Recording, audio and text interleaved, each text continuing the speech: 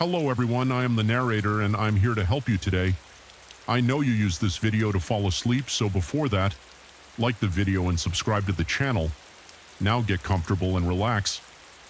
The headlights in my rearview mirror had been there for hours, a constant presence on the empty highway.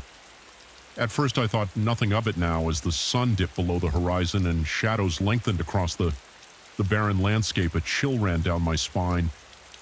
The truck was getting closer. I'd always dreamed of taking a solo road trip across the country. The open road, the freedom, the adventure, it all called to me. So when I finally got some time off work, I packed up my old Honda Civic and hit the highway. The first few days were everything I'd imagined. I sang along to the radio, stopped at quirky roadside attractions, and watched stunning sunsets paint the sky. But now on day 4, something felt off. I'd been driving through the desert for hours, the monotonous landscape broken only by the occasional cactus or weathered rock formation. The solitude that had felt so freeing before now seemed oppressive. I glanced at my rearview mirror again. The truck was still there, a dark silhouette against the fading light. It had appeared behind me shortly after I'd stopped for gas at a small town about 100 miles back. At first I barely noticed it. Plenty of people travel these roads, I told myself. But as the miles ticked by and no other cars passed us, unease began to gnaw at my gut. I pressed my foot harder on the accelerator, watching the speedometer creep up 70, 75, 80 miles per hour. The truck matched my speed effortlessly, neither gaining nor losing ground. My palms began to sweat and I gripped the steering wheel tighter. "You're being paranoid," I muttered to myself. "Trying to shake off the growing sense of dread is just someone going the same way you are, that's all." But even as I said the words, I knew I didn't believe them. There was something deliberate in the way the truck maintained its distance, something predatory. I spotted a sign for an upcoming rest stop and made a split-second decision. Maybe I could lose them there. I flicked on my turn signal and took the exit. My heart pounding as I watched the rearview mirror. The truck followed. The rest stop was little more than a parking lot with a small building. Housing restrooms and vending machines. A couple of semi-trucks were parked in the far corner, their drivers likely catching some sleep. I pulled into a spot near the building under the harsh glow of a flickering streetlight. The truck rumbled into the lot behind me, circling around before parking in a few spaces away. I sat frozen in my seat engine, idling as I watched the driver's door open in my side mirror. A man stepped out tall and broad-shouldered in the dim light. I couldn't make out his features, but I could feel his eyes on me. He stood there for a moment, then started walking towards my car. Panic surged through me. I threw the car into reverse and peeled out of the parking spot, tires squealing in my rearview mirror. I saw the man break into a run, heading back to his truck. I shot out of the rest stop and back onto the highway. My breath coming in short gasps, the truck's engine roared to life behind me, headlights blazing as it gave chase. "Oh God, oh God, oh God," I chanted. Pushing my little Civic as fast as it would go, the needle on the speedometer crept past 90, then 100. The truck kept pace, growing larger in my mirror. My mind raced. What did this person want? Why were they following me? I fumbled for my phone with one hand, keeping the other white-knuckled on the wheel. No signal. Of course I was in the middle of nowhere. The truck was getting closer now, its grille filling my rear VW mirror. I could see the driver, now a dark shape behind the windshield. My car shuddered as we passed 110 miles per hour. Suddenly the truck swerved into the left lane. My breath caught in my throat as it pulled up alongside me. I risked a glance over and immediately wished I hadn't. The driver was staring right at me, a twisted grin visible even in the darkness. He revved his engine and swerved towards me. I jerked the wheel, nearly running off the road as I dodged the much larger vehicle. Heart pounding, I searched desperately for an escape road up ahead. I spotted a turnoff. Without thinking, I yanked the wheel hard to the right. My tires screeched in protest as I flew down the exit ramp, narrowly missing the guardrail. The new road was narrower, winding through rocky hills. I took the curves as fast as I dared. Praying I wouldn't lose control in my mirror, I saw the truck's headlights swing wide as it took the turn too fast. Buying me a few precious seconds, I pushed my car to its limits, taking each turn faster than the last. The engine whined in protest, but I couldn't slow down. Not now. Trees whipped by in a dark blur. I had no idea where this road led, but anywhere was better than being run down on the highway after what felt like hours but was probably only minutes. I spotted lights up ahead, a town I nearly Cried with relief. Surely I'd be safe there. I could find a police station, or at least somewhere public to hide. As I got closer, though, my heart sank. It wasn't a town at all, but some kind of large, gated property. A sign flashed by too quickly for me to read, some kind of factory maybe. I slammed on my brakes as I approached the gate, skidding to a stop just short of the heavy metal bars. A small guardhouse stood to one side, but it was dark and empty. No, no, no, I muttered, looking around frantically. The gate was my only hope of safety, but how could I get through? The sound of an engine gunning in the distance spurred me into action. I leapt out of my car and ran to the guardhouse, praying I'd find some way to open the gate, a button, a switch, anything. I'd barely reached the small building when headlights illuminated the area, accompanied by the roar of a powerful engine. The truck had found me. Time seemed to slow as I watched it barrel down the road towards me. In that moment, I knew with terrifying certainty that he wasn't going to stop. He was going to ram right through my car, the gate, and me. Pure instinct took over. I dove to the side, rolling into a ditch just as the truck slammed into my poor Civic. The sound of crunching metal and breaking glass filled the air. The force of the impact shoved my car into the gate, which groaned but held firm. I lay there in the dirt, ears ringing, too stunned to move. The truck's engine was still running, filling the night with its menacing rumble. Then I heard a car door open and heavy footsteps approaching. "Come on out, sweetheart," a growly voice called. "No need to hide, I just want to talk." Fear jolted through me like an electric shock. I scrambled deeper into the ditch, trying to make myself as small as possible. The footsteps grew closer, accompanied by an eerie whistle. "Don't make this harder than it needs to be," the man said, his tone conversational as if we were old friends. "I've been watching you for days, waiting for the right moment. You're a cautious one, I'll give you that. But everyone lets their guard down eventually." My blood ran cold. Days. Had he been following me this whole time? Memories flashed through my mind. A truck I'd noticed at a few gas stations, a man watching me in a diner mirror. Oh God, how had I not realized I needed to run, to get away? But terror kept me frozen in place. The footsteps stopped right above me. I could see the man's boots at the edge of the ditch, inches from my face. "Found you," he said softly. A hand reached down, grabbing my arm in an iron grip. I screamed, thrashing wildly as I stopped there. He dragged me up the slope. In the moonlight, I could finally see his face, weathered with cold eyes and a cruel smile. "Let me go," I yelled, kicking and clawing at him. But he was so much stronger, effortlessly holding me at our arm's length as I struggled. "Feisty," he chuckled. "I like that. Makes things more interesting." He started dragging me towards the truck, and I knew with sickening certainty that if he got me inside, I was done for. Desperation gave me strength. I twisted in his grasp and sank my teeth into his arm as hard as I could. He yelled in pain and surprise in his grip, loosening just enough. I wrenched free and ran, not toward the road, but towards the gate. My fingers scrabbled at the metal bars as I tried to find a handhold, any way to climb over. I'd barely gotten a few feet up when I felt hands grabbing at my legs, trying to pull me down. I kicked back, blindly, feeling a surge of vicious satisfaction when my foot connected with something solid.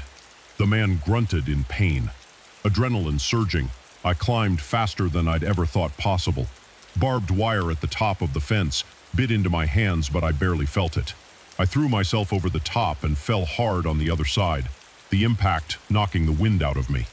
I lay there gasping, ears straining for any sound of pursuit, but there was nothing. No footsteps, no engine starting up, just the sound of my own ragged breathing, slowly, painfully. I pushed myself to my feet. Through the bars of the gate, I could see the man standing by his truck. He wasn't trying to follow. He just stood there, watching me with those cold eyes. "Better run, little rabbit," he called out, his voice echoing in the night. "I'll be seeing you again real soon." Then he got into his truck and drove away, taillights disappearing into the darkness. I sank to my knees, body shaking with delayed shock and terror. I was alive. I had escaped, but the nightmare was far from over. As I sat there, bleeding and bruised on the wrong side of a fence in the middle of nowhere, one thought kept running through my mind. How long until he came back to finish what he'd started? The crunch of dead leaves under my boots was the only sound in the forest until I heard it. A distant, haunting whisper that made my blood run cold.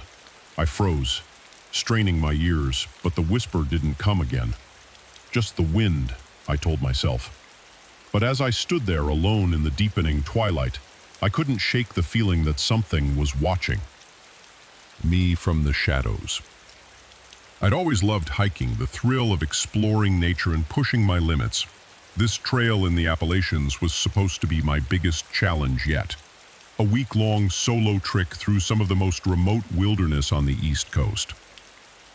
I prepared for months, studying maps, upgrading my gear, and getting into the best shape of my life. What I hadn't prepared for was the soul-crushing loneliness. 3 days in, and I hadn't seen another human being since I'd left the trailhead. The isolation that had seemed so appealing when I planned this trip now felt oppressive. Every snapping twig made me jump, every shadow seemed to move. I shook my head, trying to clear the paranoid thoughts. "Get it together, Mike," I muttered to myself. "You wanted solitude, remember?" Hitching my backpack higher on my shoulders, I pressed on the trail, wound deeper into the forest, the trees growing denser and blocking out what little remained of the fading daylight. I clicked on my headlamp, the narrow beam barely penetrating the gloom ahead. That's when I saw it. A flicker of light through the trees, so faint I thought I'd imagined it. I blinked and it was gone. But no, there it was again. A warm yellow glow like a candle in a window. My heart raced. A cabin out here? It wasn't on any of my maps. More, but the promise of shelter and maybe even company was too tempting to ignore. I veered off the trail, pushing through thick underbrush towards the light. As I got closer, the cabin came into view. It was old, really old. The log walls were weathered gray, the roof sagging under the weight of years. But there was definitely a light in the window, wavering like a candle flame. I approached cautiously, leaves crunching under my feet.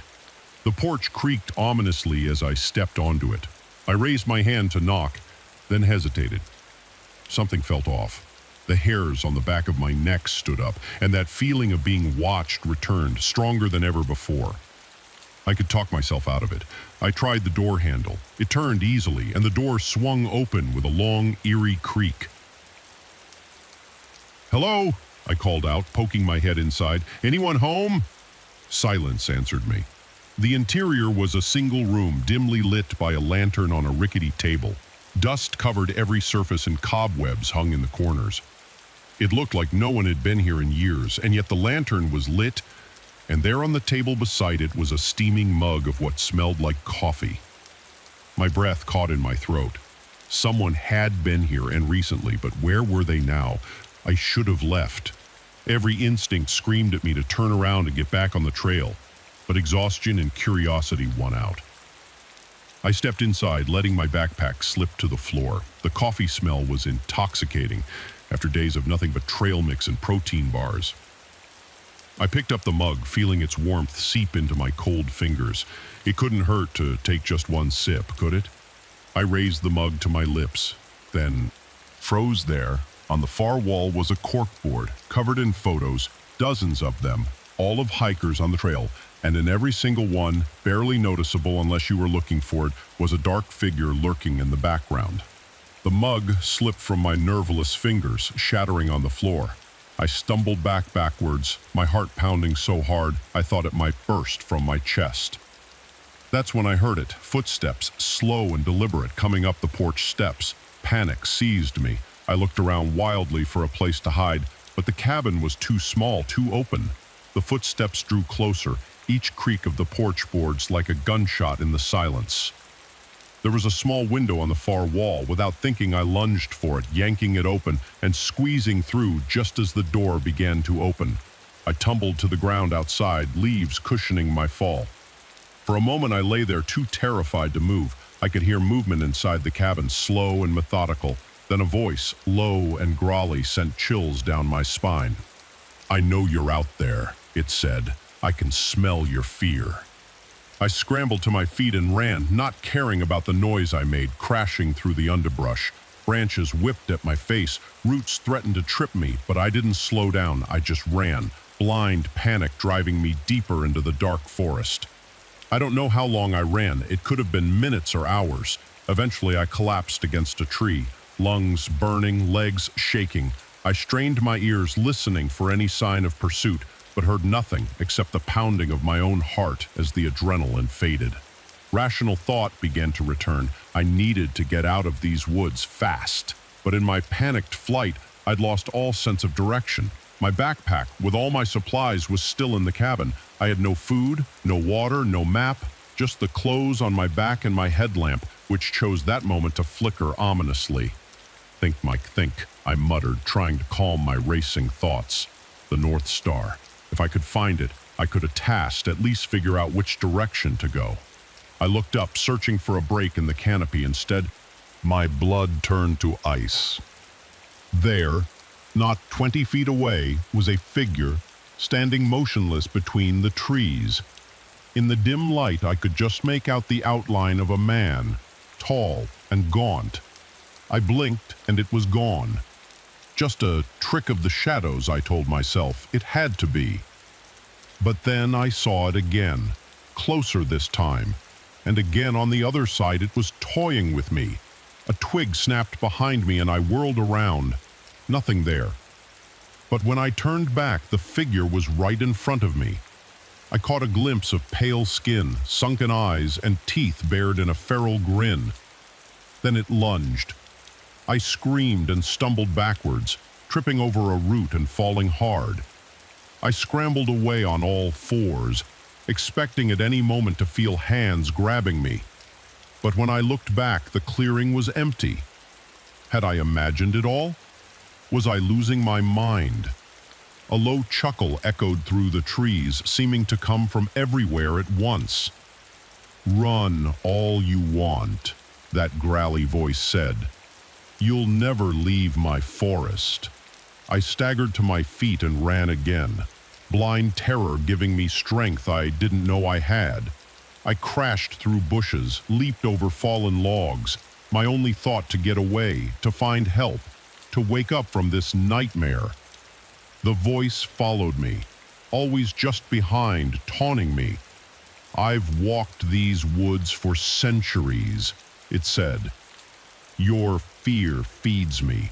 Your despair sustains me." I ran until my legs gave out, collapsing in a small clearing. My lungs felt like they were on fire. I couldn't run anymore. This was it.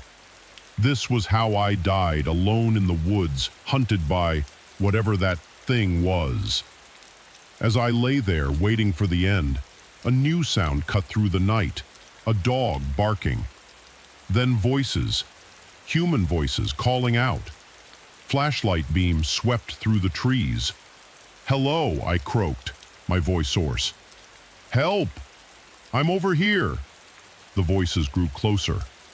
I heard my name being called. Park rangers, they'd been searching for me for days, ever since I'd failed to check in at my designated waypoint. As the rangers burst into the clearing, release flooded through me. I was safe. It was over. But as they helped me to my feet, I saw it one last time. A pale face, watching from the shadows, those sunken eyes filled with hunger and rage.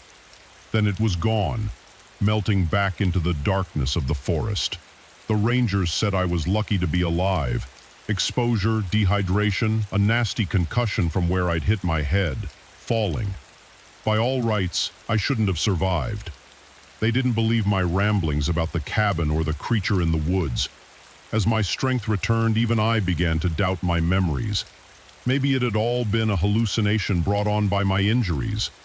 But sometimes, late at night, I still hear that growly chuckle, and I know that somewhere out there, when our car started making a weird rattling noise. I tried to ignore it at first, turning up the radio and telling Sarah it was probably nothing. But then smoke started pouring out from under the hood. I muttered, pulling over to the side of the road. Sarah gave me a worried look as I got out to check the engine. I popped the hood and was immediately engulfed in a cloud of acrid smoke. Coughing, I waved it away and peered inside. I'm no mechanic, but even I could tell this was bad. Something had blown and there was oil everywhere. "What's wrong?" Sarah asked, coming to stand beside me. I shook my head. "I have no idea, but we're not driving anywhere in this." We both looked up and down the highway. Nothing but desert in every direction, shimmering in the late afternoon heat. We hadn't passed another car in at least an hour. "What do we do?" Sarah's voice had an edge of panic to it. I pulled out my phone. No signal, of course. "I guess we wait and hope someone drives by," I said, trying to sound more confident than I felt. We sat on the hood of the car, watching the sun sink lower in the sky. An hour passed, then 2. The temperature dropped rapidly as night approached. Still no cars. "We can't stay out here all night," Sarah said, shivering. "It's going to get freezing." I was about to suggest we try walking to find cell service when we saw the headlights. A truck was approaching from the direction we'd come. Relief washed over me as I stood up, waving my arms. The truck slowed and pulled over in front of us. It was an old pickup covered in dust and decks.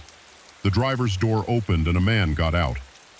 He was tall and wiry, probably in his 50s, with weathered skin and a scraggly gray beard. He wore dirty jeans and a flannel shirt, despite the heat. "You folks having some trouble?" he called out as he approached. I nodded. "Yeah, our car broke down. We've been stuck here for hours."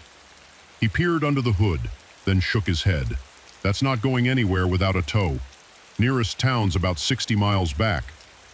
My heart sank. We'd never make it that far on foot, especially not at night.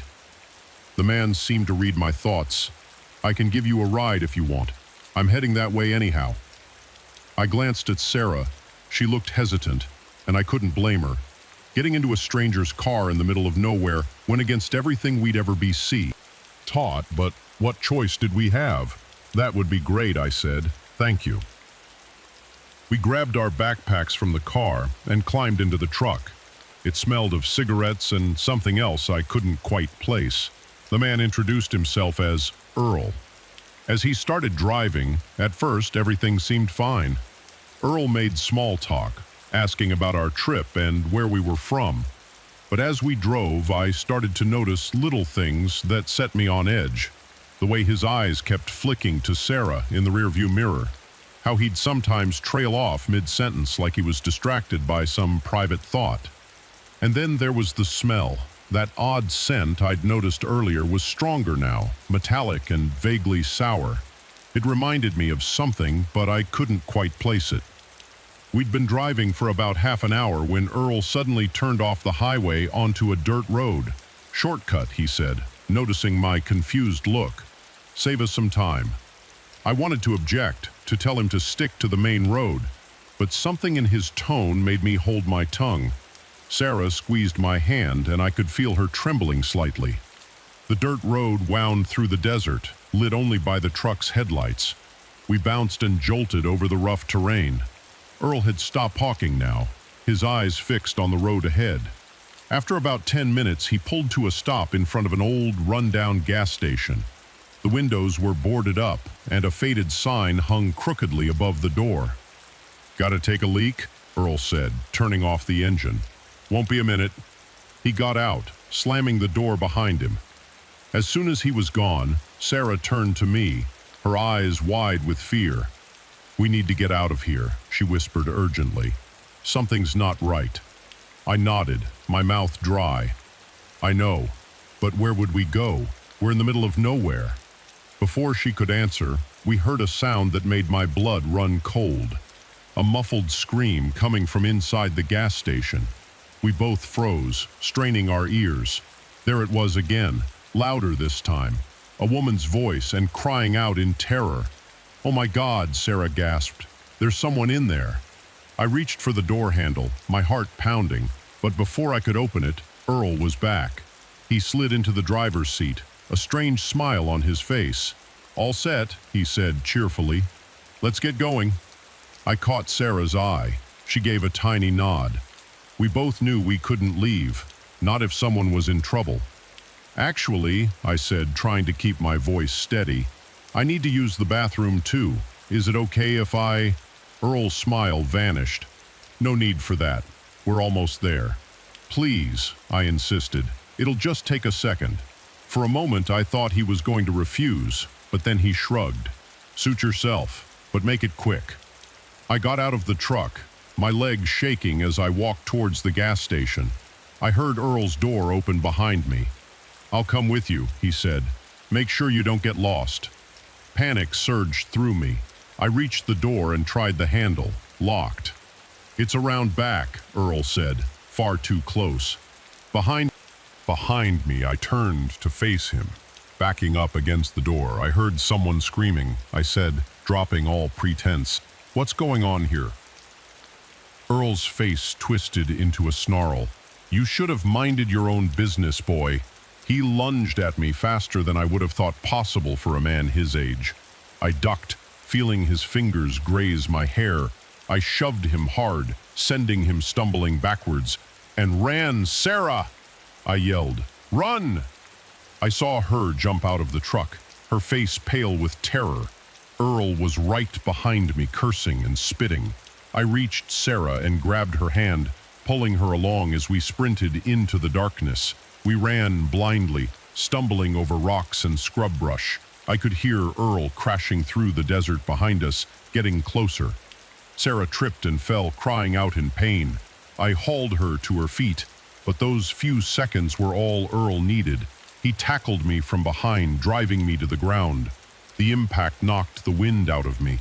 I struggled, trying to throw him off, but he was strong, his weight pinning me down. "Get off him!" Sarah screamed. I saw her grab a rock and bring it down hard on Earl's head. He grunted in pain and rolled off me. I scrambled to my feet, gasping for air. Earl was already getting up, blood trickling down the side of his face. "You're going to regret that," he growled. He reached into his pocket and pulled out a wicked-looking knife. The blade glinted in the moonlight as he advanced on us. Time seemed to slow down. I looked around desperately for something, anything we could use to defend ourselves. That's when I saw it, the glint of metal, half buried in the sand. A pipe or a piece of rebar, I couldn't tell which, but it was something. I dove for it just as Earl lunged at Sarah. My hand closed around cold metal and I swung without thinking. There was a sickening crunch as the pipe connected with Earl's skull. He dropped like a stone. For a moment, we just stood there, panting. Earl lay motionless at our feet. I felt numb, my mind struggling to process what had just happened. Sarah's voice snapped me back to reality. "We need to go now." I nodded, still clutching the pipe. "The gas station, we need to check." We approached the building cautiously. The back door was locked with a heavy padlock. I smashed it open with the pipe, my hands shaking. The interior was dark and musty. We found a light switch, and fluorescent bulbs flickered to life, revealing a scene out of a nightmare. The room was filled with cages, and in those cages, I won't describe what we saw. Some things are better left unsaid, but we got those people out. We called the police from the gas station's old landline. They came along with ambulances and a whole circus of FBI agents. They told us later that Earl had been operating in the area for years, that we'd stumbled onto something bigger and darker than we could have imagined. They called us heroes. But in my dreams, I still see Earl's cold eyes in the rearview mirror. Earls are out there prowling the lonely highways, waiting for someone's car to break down. Sarah and I, we don't take road trips anymore. Some roads, once you've been down them, you can never go back. The darkness was absolute, suffocating. I could hear my own ragged breathing, the pounding of my heart, and then, cutting through the silence like a knife, The unmistakable sound of someone trying to pick the lock on my front door. I'd always loved thunderstorms, the raw power of nature, the way the whole world seemed to pause and hold its breath. But this storm was different. It had rolled in suddenly, fierce and unrelenting, bringing with it a blackout that plunged the entire city into darkness. At first, I hadn't been too concerned. Power outages happened, especially during storms like this. I'd lit some candles, dug out my emergency radio, and settled in to wait it out. The battery-operated radio crackled with updates. The storm had knocked out power to most of the city, and it could be hours before it was restored. As the evening wore on, I found myself growing uneasy. The silence was oppressive, broken only by the occasional rumble of thunder. I lived alone in a small apartment on the third floor of an old building. Usually I could hear my neighbors, the hum of traffic from the street below, but now there was nothing. I tried calling my sister, but the cell networks were down too. Cut off from the world, I felt incredibly alone. It was nearing midnight when I heard it, a faint scratching sound coming from my front door. At first, I thought it might be my neighbor's cat. It sometimes wandered the hallways, scratching at doors for attention. But as I listened, I realized this sound was different, more deliberate, methodical. Someone was trying to kick my lock. Fear gripped me, icy tendrils wrapping around my heart. I stood frozen, straining my ears. The scratching continued, punctuated by the soft click of metal on metal. My mind raced. Who would be trying to break in during a blackout? A opportunistic burglar, thinking the residents would be away? Or something worse? I looked around frantically for a weapon, cursing myself for never buying that baseball bat my sister had suggested. The best I could find was a heavy flashlight. I gripped it tightly, my palms slick with sweat. The scratching stopped for a moment. There was silence. Then a soft click, the sound of my lock disengaging. Panic surged through me. I had to do something, had to stop them from getting in. On shaking legs, I crept towards the door. If I could just engage the chain lock, maybe they'd give up and go away. I reached for the chain, my fingers fumbling in the dark. Just as I was about to slide it into place, the door began to open. Time seemed to slow down. I saw a hand appear in the gap, pale and thin. Without thinking, I slammed the door as hard as I could. There was a sickening crunch and a howl of pain. The hand disappeared and I heard a thud as someone fell back into the hallway. Adrenaline coursing through me. I slammed the door shut and engaged every lock. Then I backed away, brandishing my flashlight like a club. I called the police, I shouted, hoping my voice didn't betray my terror. They're on their way, right now. It was a lie, of course. With the phones down, there was no way to call for help. But maybe it would be enough to scare them off. For a long moment, there was silence. Then a voice came from the other side of the door. Low, raspy, filled with barely contained rage. You shouldn't have done that. The words sent chills down my spine. This wasn't some random burglar. This person, whoever they were, had come for me specifically. I heard movement in the hallway, the sound of someone getting to their feet. Then a thud against my door, hard enough to make it shudder in its frame. They were trying to break it down. I backed away, my mind racing. The fire escape. If I could just make it to the window, I could climb down to the street. Another thud, louder this time. The wood of the door creaked ominously. I turned and ran for the bedroom, where the fire escape was. Behind me, I heard the splintering of wood. They were getting through. I reached the window and yanked it open. Cold rain lashing my face. I climbed out onto the metal grating of the fire escape, the wind buffeting me as I began to descend. One floor down, two. Oh, my foot slipped on the wet metal, and I nearly fell. I clung to the railing, heart pounding. A flash of lightning illuminated the world for a brief moment. And there, looking down at me from my bedroom window, was a figure.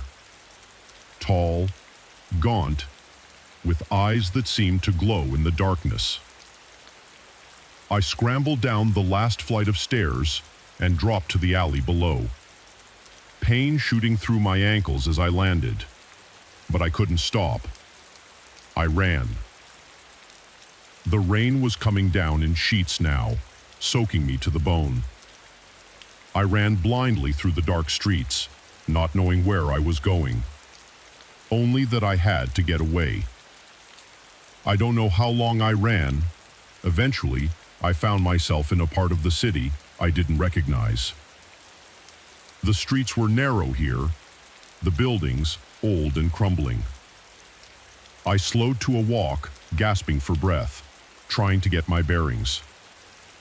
That's when I saw the church. It was a small, ancient-looking building, its spire barely visible through the rain. But the door was open, warm light spilling out onto the street. Without thinking, I stumbled towards it. As I got closer, I could hear singing, a hymn, soft and comforting. I reached the doorway and collapsed to my knees. Exhausted, an elderly woman in a nun's habit appeared, concern etched on her face. "My child," she said, helping me to my feet, "what's happened to you?" I tried to explain, but the words wouldn't come. I just shook my head, tears mixing with the rain on my face. She led me inside, to a small room off the main chapel. There were others there, I realized. People huddled on cots and chairs, talking in low voices, other refugees from the storm. The nun, Sister Mary, she introduced herself, brought me a blanket and a cup of hot tea. As the warmth seeped back into my body, I found myself telling her everything about the break-in, the chase through the city, the terrifying figure I'd seen. She listened patiently, her face grave. When I finished, she was quiet for a long moment. "You're safe here," she said finally. "This is holy ground. No evil can enter." I wanted to believe her, but as I looked around at the flickering candles, the shadows dancing on the walls, I couldn't shake the feeling that nowhere was truly safe. The night wore on. I dozed fitfully, jerking awake at every sound. Each time Sister Mary was there, murmuring words of comfort. As dawn broke, the storm finally began to subside. The other refugees started to leave, heading back to their homes and lives. But I couldn't bring myself to go. Sister Mary seemed to understand. She brought me more tea, sat with me as the morning light slowly filled the room. "What am I going to do?" I asked her, my voice barely above a whisper. She took my hand in hers, her skin papery and soft. "You survived," she said. "That's the first step. Now you heal." I nodded, not trusting myself to speak. But as I sat there in that small room that smelled of incense and old stone, I felt something I hadn't felt in hours. Hope. The police came later that morning. They took my statement, promised to investigate, but I could see the doubt in their eyes. With no evidence, no witnesses, it was just another strange story in a city full of them. I couldn't go back to my apartment. The thought of those eyes, that voice, was too much. Sister Mary helped me find a shelter somewhere I could stay until I figured out my next move. As I prepared to leave the church, she pressed something into my hand. It was a small silver cross on a chain for protection, she said with a gentle smile. I slipped it over my head, feeling its weight against my chest. "Thank you," I said, "for everything." She nodded, her eyes kind. "Remember, my child, the darkness may seem overwhelming about Ron, but there is always light to be found. You just have to know where to look." I stepped out into the morning sun, blinking at its brightness. The city was coming back to life, power restored, people going about their day as if nothing had happened. But I knew better. I had seen the darkness that lurked in the shadows, waiting for its chance, and I knew that someday, somehow, I would have to face it again. For now, though I was alive, I was safe, and as I walked down the street, the silver cross, cool against my skin, I realized that was enough. It had to be the first shotgun blast, nearly took my head off. It whistled past my ear, shattering the calm of the forest and sending birds scattering into the sky. In that moment, I realized our quiet camping trip had just become a fight for survival. It was supposed to be a relaxing weekend getaway. My friends and I had been planning this camping trip for months, eager to escape the chaos of city life and reconnect with nature. There were 4 of us, me, my best friend Jake, his girlfriend Sarah, and our mutual friend Mike. We'd found a spot deep in the national forest, far from the usual campgrounds and hiking trails, the kind of place where you could really feel alone in the wilderness. The drive out had been full of laughter and excitement. We sang along to old road trip playlists, stopped at quirky roadside attractions, and marveled at the changing landscape as urban sprawl gave way to rolling hills and dense forests. We arrived at our campsite late Friday afternoon. It was perfect. A small clearing near a babbling brook rounded by towering pines. We set up our tents, gathered firewood, and settled in for what we thought would be a peaceful evening under the stars. That first night was everything we'd hoped for. We roasted marshmallows, told ghost stories, and stayed up late talking and laughing. The air was crisp and clean, filled with the sounds of crickets and the occasional hoot of an owl.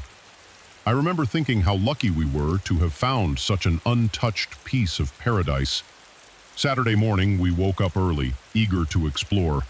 After a quick breakfast of instant oatmeal and camp coffee, we set off on a hike. The trail was rough and overgrown, clearly not used much, but that only added to the sense of adventure. We spent hours wandering through the woods, marveling at hidden waterfalls and spotting wildlife. It was on our way back to camp that things started to feel off. I noticed at first a stillness in the air, like the forest was holding its breath. The birds had gone quiet, and even the wind seemed to have died down. "Guys," I said, stopping in my tracks, "do you hear that?" Jake looked at me confused.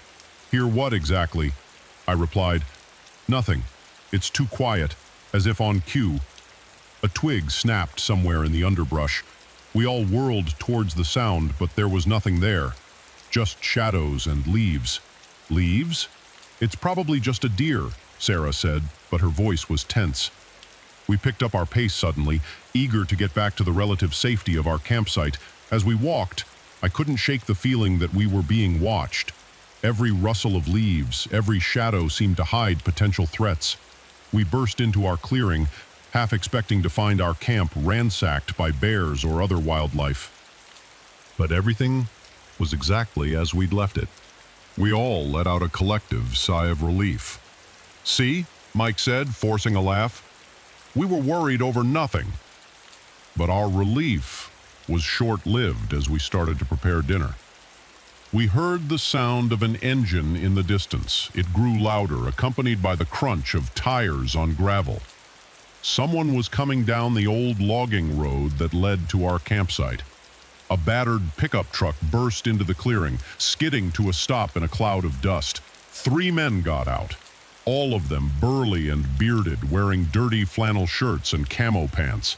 They looked like something out of Deliverance, and my stomach dropped as I realized we were in trouble.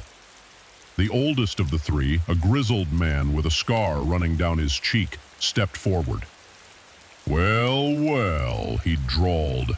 "What do we have here, Jake?" Always the diplomat tried to diffuse the situation. "Hey there," he said, forcing a smile. "We're just camping for the weekend. Is this your land? We didn't mean to trespass if it is." The man's eyes narrowed. "This ain't your land, city boy. This here's our hunting grounds, has been for generations." I glanced at the others, seeing my own fear reflected in their eyes. We were miles from anywhere, with no cell service. If these men decided to cause trouble, there was no one around to help us. "We're sorry," Sarah said, her voice shaking slightly. "We didn't know. We can leave if you want." The man considered this for a moment, then shook his head. "Nah, you folks ain't going nowhere. Not till we decide what to do with you." That's when I noticed the guns. Each of the men had a rifle slung over their shoulder, and the leader had a shotgun in his hands. My blood ran cold as I realized just how bad our situation was. The next few hours were a nightmare. The men made us sit around our campfire while they ransacked our tents, helping themselves to our food and beer. They taunted us, making crude jokes and veiled threats. I could see Jake getting angrier by the minute, his fists clenched at his sides. I prayed he wouldn't do anything stupid. As night fell, the men's mood seemed to darken. They started arguing among themselves, their voices getting louder and more aggressive. I caught snatches of their conversation, something about teaching us a lesson and making an example. That's when I knew we had to get out of there. I caught Jake's eye and nodded slightly towards the woods. He understood immediately, and I saw him whisper something to Sarah and Mike. We waited for our chance, tensed and ready to run. It came when the youngest of the men stumbled away from the fire to relieve himself. In that moment of distraction, we bolted. We crashed through the underbrush, branches whipping at our faces as we ran. Behind us, I heard shouts of anger, then the sound that will haunt my nightmares forever. The boom of a shotgun. The blast missed us, but only just. I felt the wind of its passage, heard the pellets tearing through leaves inches from my head.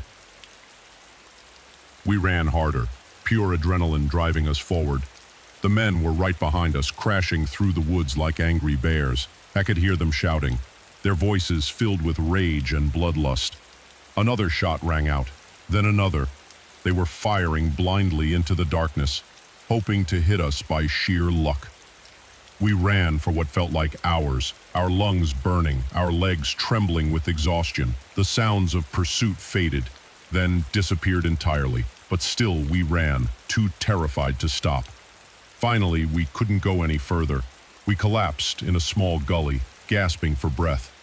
For a long time, no one spoke. We just lay there, listening intently for any sign that we'd been followed. "What do we do now?" Sarah whispered finally, her voice barely audible. I looked around at my friends, saw the terror in their eyes.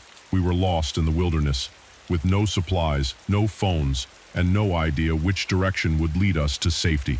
And somewhere out there, 3 armed and angry men were hunting us. "We keep moving," I said, forcing myself to sound more confident than I felt. "We head downhill. Eventually we'll hit a road or a town." It was a long, terrifying night.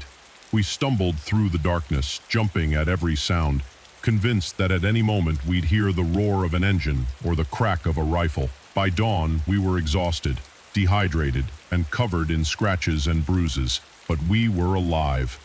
And as the sun rose, painting the sky in shades of pink and gold, we heard the most beautiful sound in the world: cars. We'd reached a highway.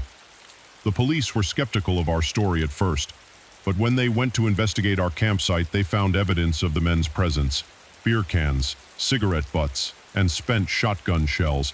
A manhunt was launched, but as far as I know, they never caught the men who terrorized us that night. It's been years since that camping trip, but the memories are still fresh. I haven't been able to go into the woods since then. The rustle of leaves, the crack of a twig, they all bring me right back to that night of terror.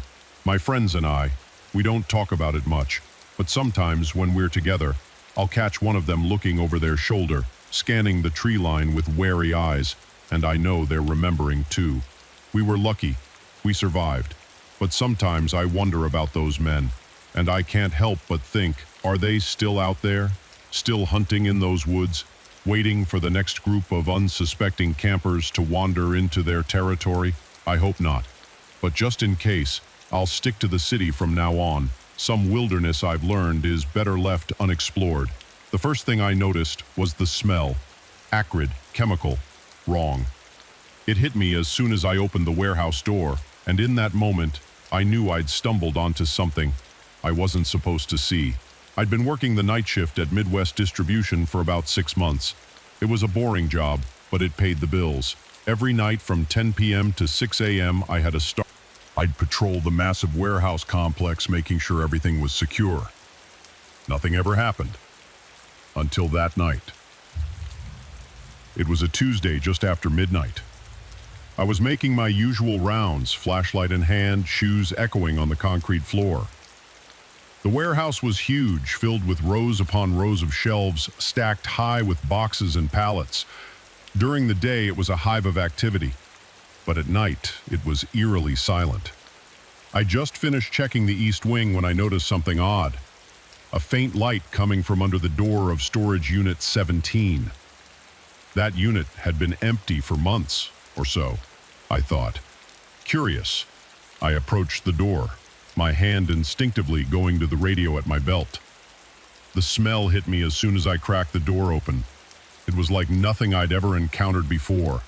A mix of ammonia, bleach, and something else I couldn't identify. My eyes watered, and I had to stifle a cough, blinking away tears. I shone my flashlight into the unit. What I saw made my blood run cold.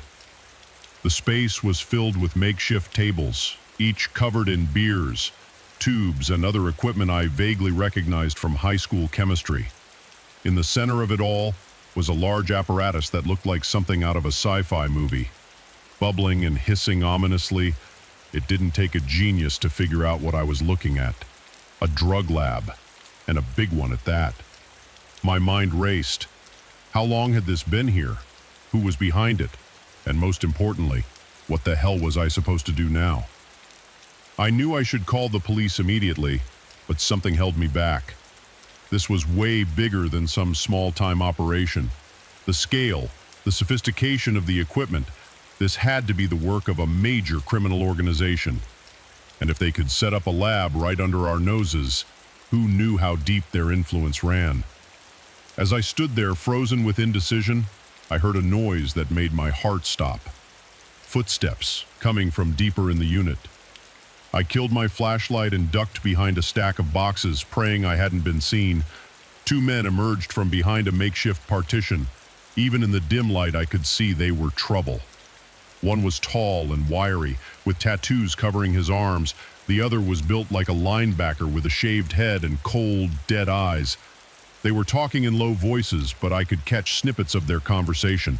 Shipment's late. Boss ain't happy. Told you we should have stuck with the Mexicans. These new guys are unreliable. Yeah, well, money talks, and their product is pure as it gets. I held my breath, not daring to move. They were standing between me and the exit. If they spotted me, I was dead. No question about it.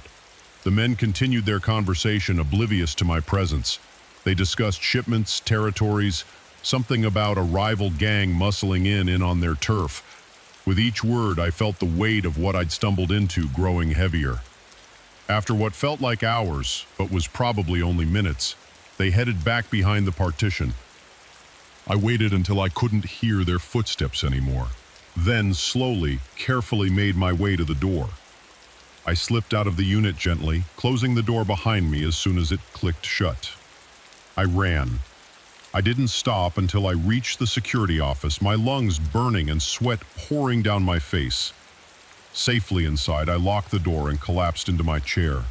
Trying to process what I'd just seen, I knew I had to call the police, but as my hand reached for the phone, a terrible thought struck me. How had this lab been set up without anyone noticing?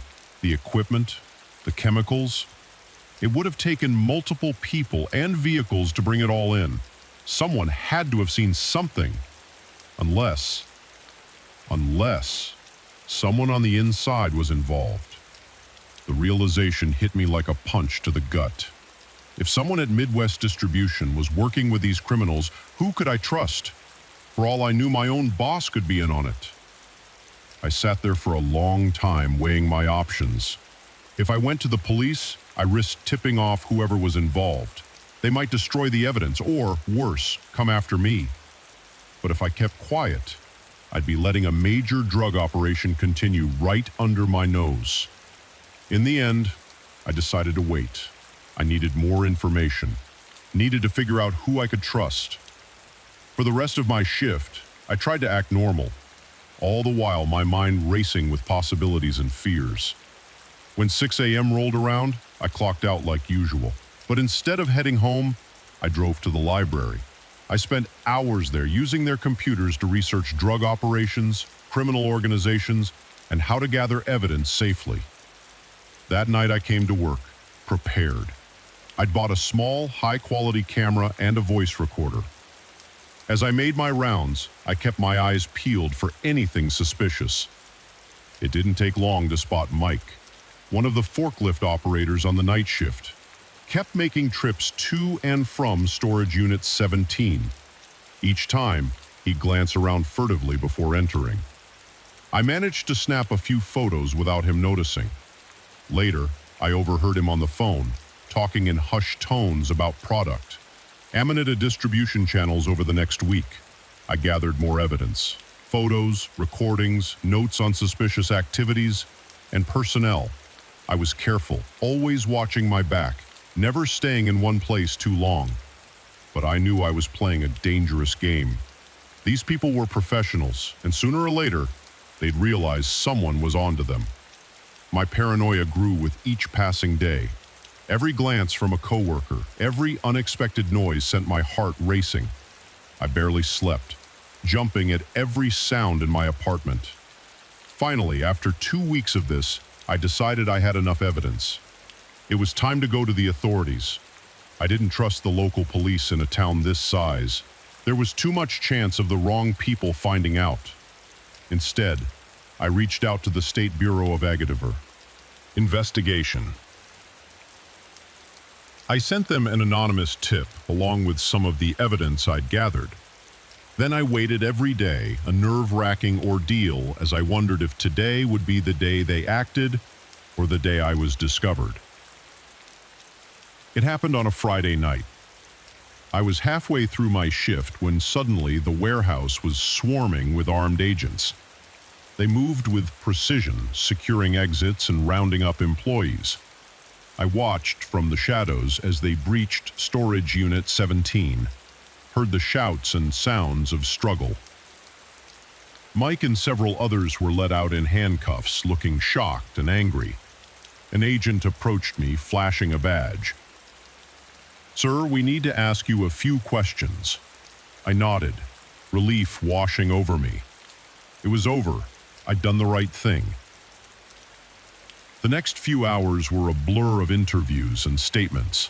I told them everything I knew, handed over all my evidence. They seemed impressed by the thoroughness of my investigation. "You took a big risk," one agent told me. "These people, they're part of a cartel that's been trying to establish a foothold in the Midwest. They wouldn't have hesitated to kill you if they'd found out the gravity of what I'd been involved in." Hit me.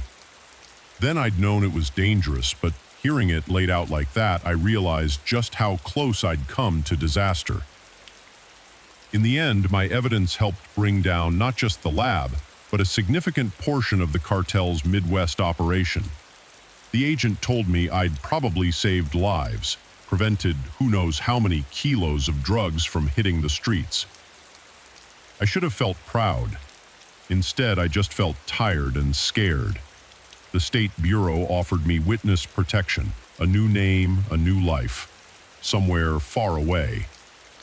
Part of me wanted to refuse, to believe I could just go back to my old life, but I knew better. The cartel would be looking for whoever had betrayed them, and they had a long memory and a longer reach. So I said yes, left behind everything and everyone I knew. It wasn't easy starting over. There are days I miss my old life terribly. But then I think about that night in the warehouse, the acrid smell, the bubbling chemicals. I think about the lives that might have been ruined by the drugs produced there, and I know I made the right choice. Sometimes doing the right thing comes at a cost, but it's a cost worth paying. Now I live in a small town on the West Coast. I have a new job, new friends. To them, I'm just another face in the crowd. They don't know about my past, about the night that changed everything. But sometimes, when I catch a certain scent on the wind, chemical, acrid, wrong, I'm right back there in that warehouse, and I remember that sometimes the most dangerous things are the ones hiding in plain sight. The moment I saw their eyes, I knew I'd made a terrible mistake. Cold, empty, devoid of any warmth or humanity. In that instant, I realized these weren't the friendly locals they'd pretended to be. They were something else entirely, and I was trapped in their village with no way out. It had all started so innocently. I was backpacking through Europe, living out the dream I'd had since college. 3 months of freedom before I had to return to the real world and start my corporate job. I'd been having the time of my life, hopping from one bustling city to another, soaking in the culture, the history, the sheer aliveness of it all. But after weeks of crowded hostels and tourist-packed attractions, I was craving something different, something off the beaten path. That's when I met Carol and Magda at a small cafe in Prague. They were an older couple, probably in their 60s, with weathered faces and warm smiles. We got to talking and they told me about their village in the countryside. The way they described it made it sound like paradise. Quaint houses, rolling hills, a simpler way of life, untouched by the modern world. "You should visit," Magda said, her eyes twinkling. "We don't get many tourists. It would be a real Czech experience." It sounded perfect. A chance to see the real Czech Republic away from the tourist traps. When they offered me a ride, I didn't hesitate. The drive took several hours, taking us further and further from the city. The landscape changed, becoming more rural, more rugged. We passed through small towns, then nothing but forests and fields. I lost cell service about an hour in, but I wasn't concerned. I was too excited about the adventure ahead. As we drove, Carol and Magda told me stories about their village, its history, its traditions. They spoke with such pride, such love for their home. It made me even more eager to see it for myself. The sun was setting when we finally arrived. At first glance, it was everything they'd promised. Picturesque houses with red-tiled roofs, a small square with a centuries-old church, chickens pecking in front yards, and the smell of wood smoke in the air. Carol and Magda introduced me to some of the villagers who were out and about. Everyone seemed friendly, welcoming. They invited me to stay in the village's only guest house, a cozy building that looked like it was straight out of a fairy tale. That first night, I joined Carol and Magda for dinner at the local pub. The food was hearty and delicious, the beer was excellent, and the atmosphere was lively. Villagers kept coming up to our table, curious about the American visitor. They asked me questions about my travels, about life in the States. I felt like a minor celebrity. As the night wore on and the beer flowed freely, I found myself promising to stay for a few days. Why not? I had the time, and this seemed like the authentic experience I'd been looking for. The next morning, I woke up feeling refreshed and excited to explore. I spent the day wandering the village, chatting with locals, even helping out with some farm work. Everyone was so friendly, so eager to share their way of life with me. But as the day progressed, I started to notice little things that seemed off. The way conversations would stop abruptly when I approached, the furtive glances some villagers would exchange, and there was something about their smiles that didn't quite reach their eyes. I tried to shake off these feelings, telling myself I was just being paranoid.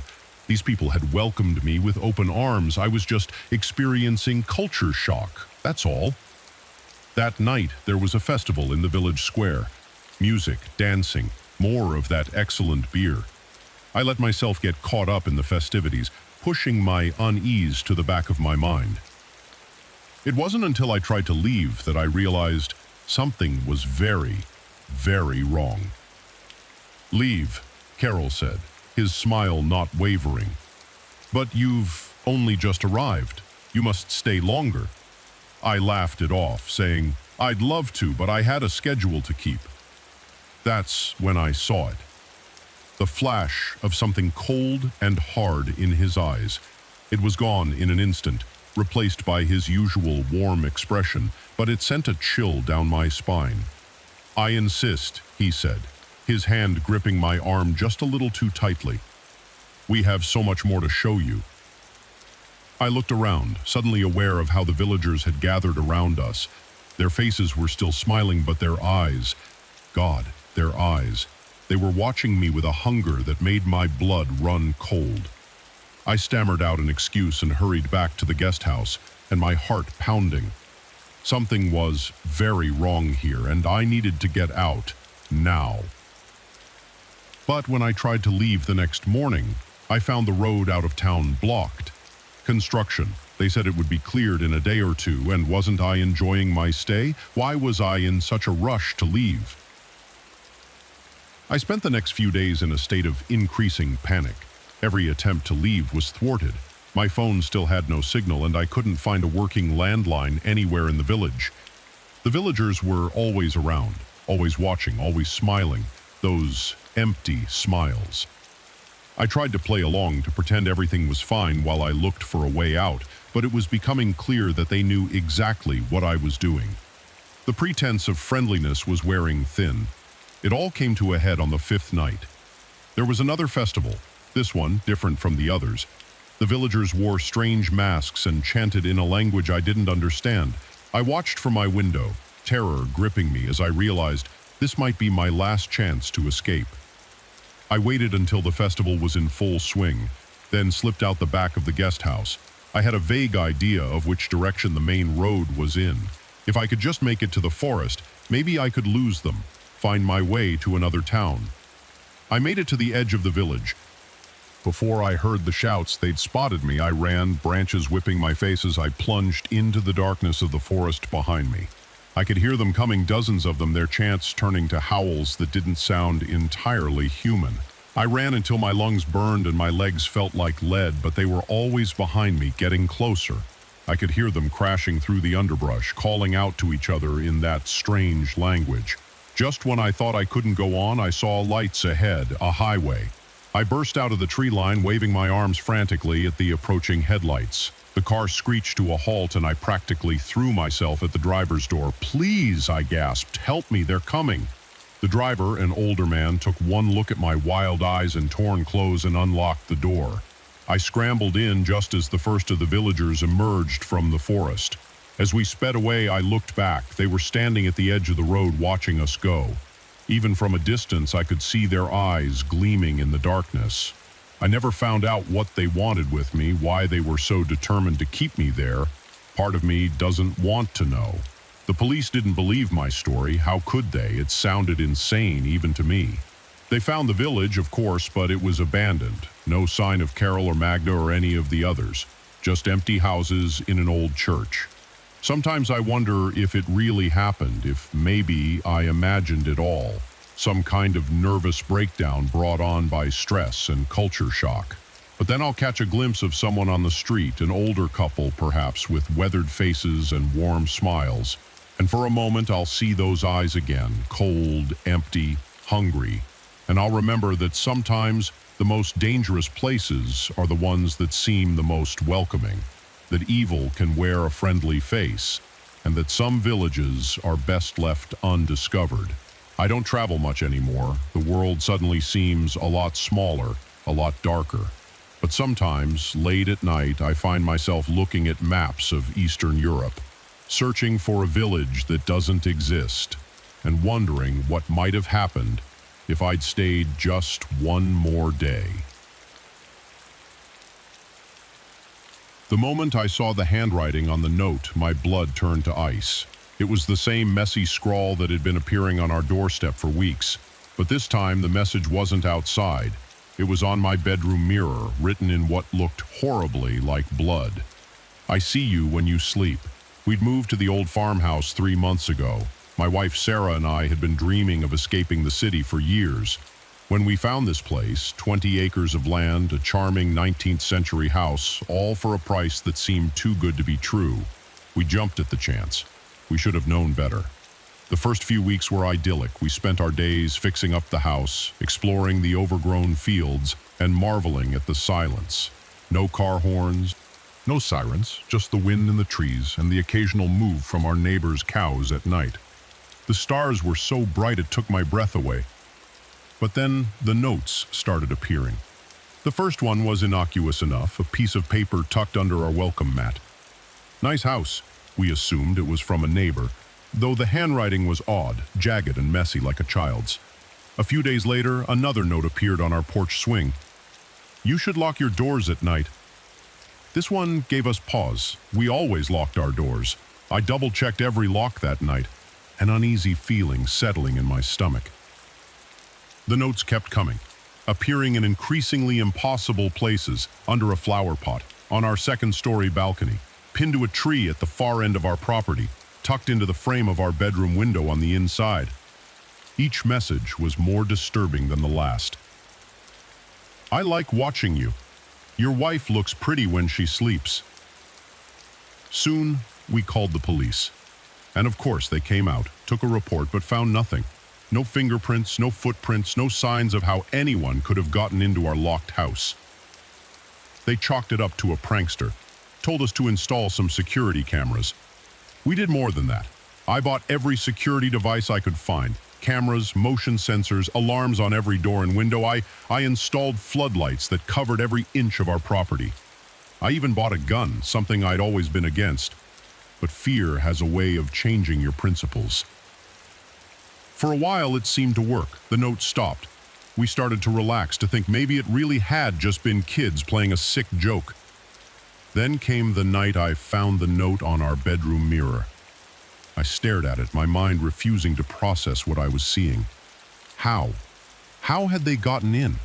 We had alarms, cameras, locks on every entrance. I'd check them obsessively before we went to bed, like I did every night. Sarah stirred in her sleep, and I quickly wiped away the message before she could see it. She'd been on the verge of a breakdown over the previous notes. This one would push her over the edge. I spent the rest of the night poring over our security footage, checking every camera, every sensor. Nothing. No sign of intruders, no alarms triggered. It was as if the note had materialized out of thin air. The next morning, I called the police again. This time they took it more seriously. They swept the house, dusted for prints, interviewed our neighbors. Still, nothing. "Look," the detective said, his face grave. "I'm going to be straight with you. This level of, intrusion? It's not normal. Whoever's doing this, they're not just some kid playing pranks. You should consider staying somewhere else for a while." But we had nowhere else to go. We'd sunk every penny we had into this house, and part of me, the part that wasn't consumed by fear, was angry. This was our home. I'd be damned if I let some psycho drive us out of it. So we stayed.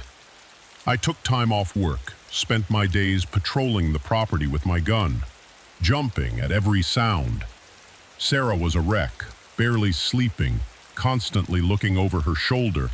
We argued more than we ever had in our 10 years of marriage, the stress eating away at our relationship.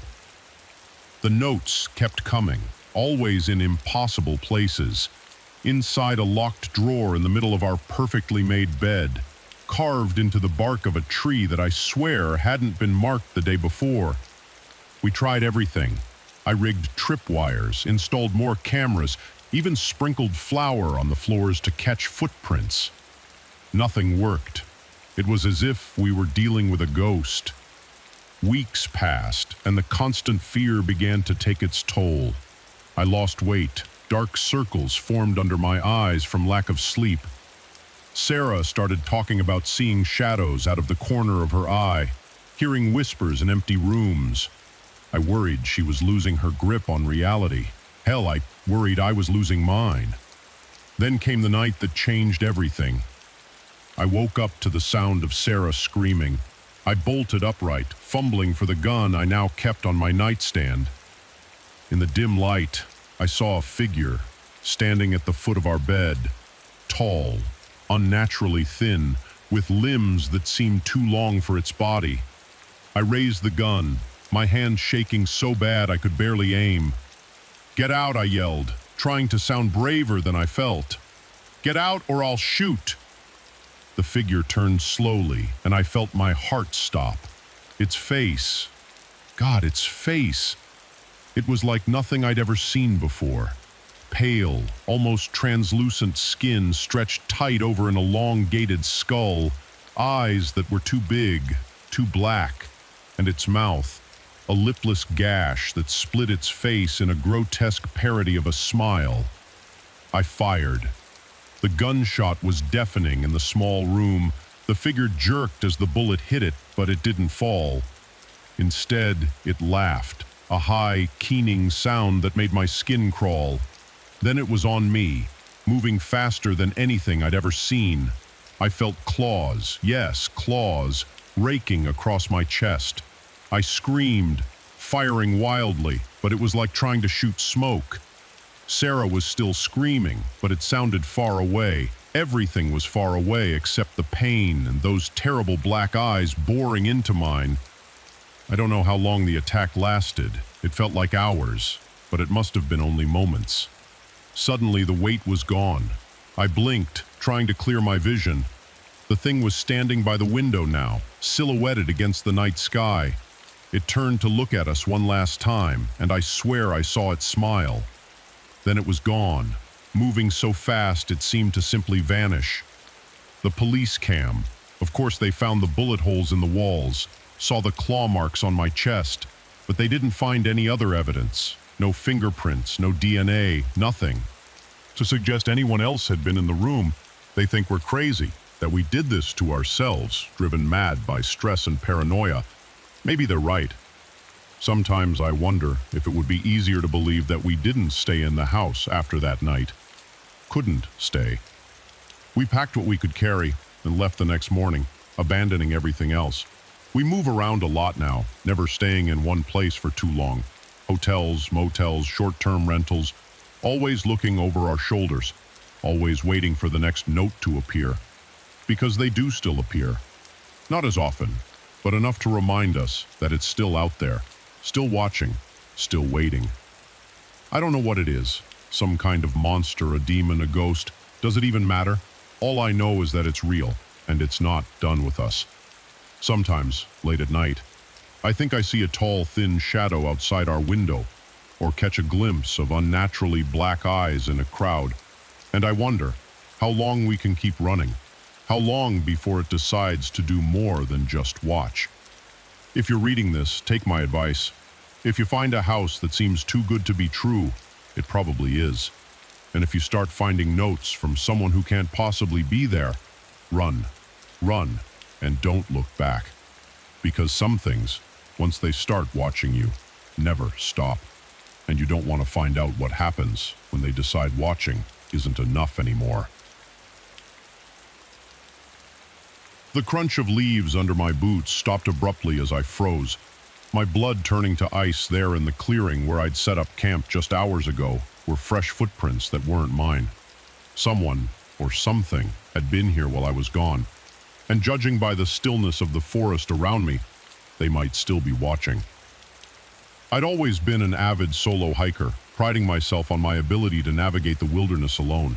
The solitude, the connection with nature, the sense of self-reliance, it was intoxicating. So when I'd gotten a week off work, I didn't hesitate to pack my gear and head for the Appalachian Trail. I'd hiked sections of it before, but this time I was pushing further, deeper into the remote backcountry. The first 2 days were everything I'd hoped for. The weather was perfect, crisp autumn air filled with the scent of pine and decaying leaves. I'd made good time, covering more ground than I'd planned. By the third day, I was well off the main trail, in an area so isolated I hadn't seen another soul since yesterday morning. I'd found the perfect campsite, just as the sun was setting. A small clearing near a bubbling stream sheltered by towering pines. I'd set up my tent, gathered firewood, and was just about to start dinner when I realized I'd left my water filter down by the stream.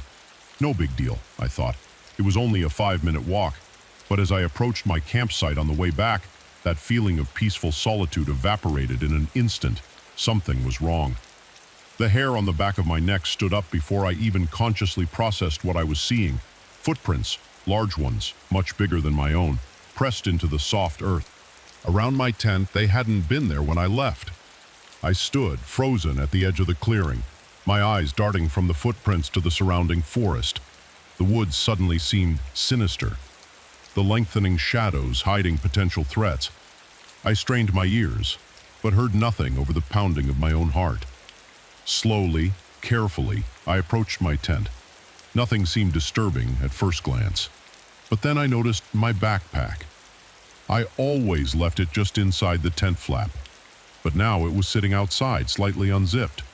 With shaking hands, I opened it further. My breath caught in my throat. My food was gone.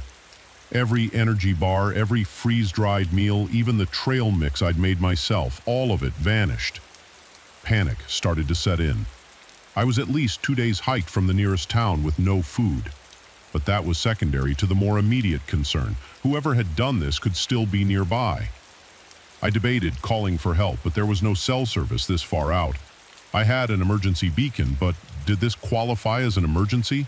I wasn't hurt, just scared.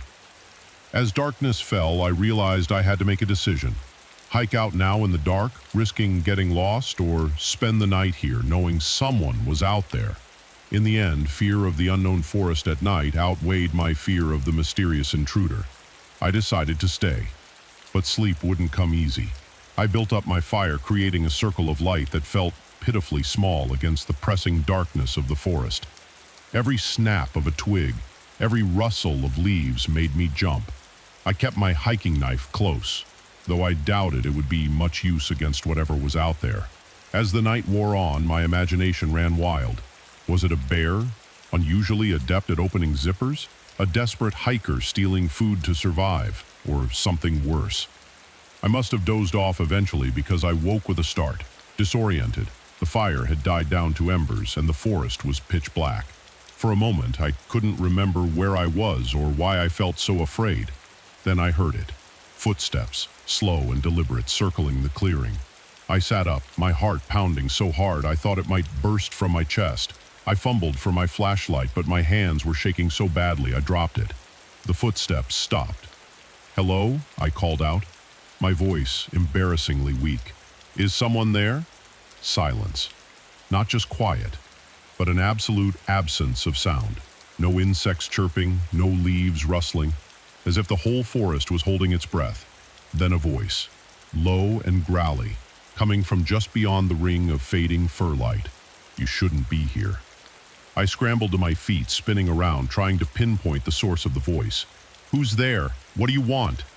A chuckle, cold and mirthless. "I want you gone. This is my forest. You're trespassing." "I'm sorry," I said, hating how my voice trembled. "I didn't know. I'll leave first thing in the morning, I swear." Another chuckle. Closer this time. "Morning? Oh no, you'll leave now." I saw movement in the shadows. A figure impossibly tall and thin stepped into the fading circle of light. My breath caught in my throat. It looked wrong, like a man, but stretched out, distorted. Its arms were too long, hanging down past its knees. Its face was hidden in the shadow of a wide-brimmed hat. But I caught a glint of eyes reflecting the firelight. What are you?" I whispered. It cocked its head to the side, the movement jerky and unnatural. "I'm the guardian of these woods, the protector, the one who keeps people like you out." It took a step closer, and I stumbled back, tripping over a root and falling hard. I scrambled backwards, but it kept coming. "Please," I gasped. "I'll go. Just let me pack up. I'll leave right now." It stopped, seeming to consider. "No, you'll leave now, as you are. Consider your belongings, payment for your trespass." I wanted to argue, to insist on at least taking my emergency beacon, but something in its posture, in the way shadows seemed to cling to it, told me arguing would be a very bad idea. I got to my feet, legs shaking so bad I could barely stand. Okay, I'm going." Which way?" "To the trail."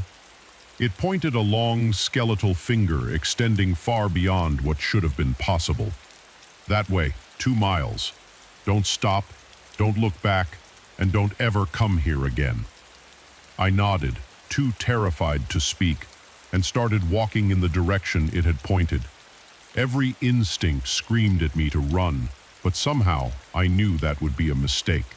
I don't know how long I walked. Time seemed to lose all meaning in the darkness. I tripped and fell countless times, my hands and knees bloody and raw, but I didn't stop, didn't look back. Just when I thought I couldn't go on, when my legs were about to give out, I saw it, the main trail. I nearly wept with relief. As soon as my feet hit the packed earth of the trail, I ran. I ran until my lungs burned and spots danced in front of my eyes. I ran until I saw the first signs of civilization, a trail marker, then a parking lot. There was a single car there, an old pickup truck. An elderly man was just getting out, probably planning an early morning hike. He took one look at me, wild-eyed, covered in dirt and blood, wearing only a t-shirt and shorts despite the cold, and his eyes widened. "Good Lord, son, what happened to you?" I opened my mouth to explain, but no words came out. How could I possibly describe what I'd seen? What would he think? In the end, I managed to croak out, "Got lost, been walking all night." He nodded sympathetically, though I could see the doubt in his eyes. Never gone hiking alone again, if I'm honest. Some nights, I still wake up in a cold sweat, the memory of that growly voice echoing in my ears. "This is my forest. You're trespassing." I don't know what it was I encountered that night. Some local legend come to life, a hallucination brought on by fear and exhaustion, or something else, something that defies explanation. All I know is that sometimes when I look out at the woods behind my house, I catch a glimpse of something tall and thin moving between the trees. And I remember that there are some places in this world where humans are not welcome, where the wilderness is still wild and still has teeth. And I stay inside, lock my doors, and try to forget. The night I learned that some forests are best left unexplored. I should have known better than to pick up a hitchhiker on a night like this. The rain was coming down in sheets, turning the lonely stretch of highway into a treacherous mirror of black ice and blurred headlights. But there he was, a lone figure on the side of the road, thumb outstretched. And I felt a pang of sympathy. After all, I'd been in his shoes once. So I pulled over, my wipers squealing, a frantic beat against the windshield. That was my first mistake. The scent hit me before I even got a good look at him. A musty, damp smell that made my nose wrinkle. He slid into the passenger seat with a grunt of thanks, water dripping from his oversized raincoat. "Appreciate it," he mumbled, his face hidden beneath the coat's hood. "Not folks'd stop on a night like this." "No problem," I replied, trying to sound casual as I pulled back onto the road. "Where you headed?" "Oh, just up the way a bit," he said, vaguely, waving a gloved hand. "Don't want to be a bother. I'll let you know when to drop me." I nodded, focusing on the road ahead. The rain, if anything, was coming down harder now. Lightning flashed in the distance, briefly illuminating the barren landscape around us. We drove in silence for a while, the only sounds the rhythmic swish of the wipers and the drumming of rain on the roof. I was starting to relax a bit when he spoke again, his voice low and growly. "So, what's your story?" I glanced at him, caught off guard by the question. "My story?" he chuckled, a dry sound that reminded me of rustling leaves. "Yeah, your story. What brings you out on a night like this? Running to something or from something?" I shifted uncomfortably in my seat. There was something about his tone that set me on edge. "Just heading home from a business trip," I said, trying to keep my voice neutral. "Ah, business," he said, nodding slowly. "Important stuff, I'm sure. Big decisions, big consequences." I frowned, not liking where this was going. "Look, I don't mean to be rude, but I'd rather not discuss my personal life." He held up his hands in a plating gesture. "No offense meant, friend." I found myself gripping the steering wheel tighter, my knuckles turning white after what felt like an eternity. He spoke again. "You ever think about the choices we make? How one small decision can change everything?" I didn't respond, hoping he'd take the hint and stop talking. No such luck. "Take you picking me up, for instance," he continued, his voice taking on an almost dreamy quality. "What if you'd driven past? What if I'd been standing a mile down the road instead? Funny how fate works, isn't it?" "I suppose," I muttered, desperately wishing I trusted my initial instincts and kept driving. Lightning flashed again, closer this time. And in that brief moment of illumination, I caught a glimpse of his face beneath the hood. What I saw made my blood run cold. His skin was pale, almost translucent, stretched tight over sharp cheekbones. But it was his eyes that truly terrified me. Black as pitch, with no whites visible at all. They seemed to swallow the light. Two bottomless pits staring right through me. I must have made some sound of distress because he turned to look at me fully, those terrible eyes locking onto mine. "Something wrong?" he asked, his lips curling into what might have been a smile on a human face.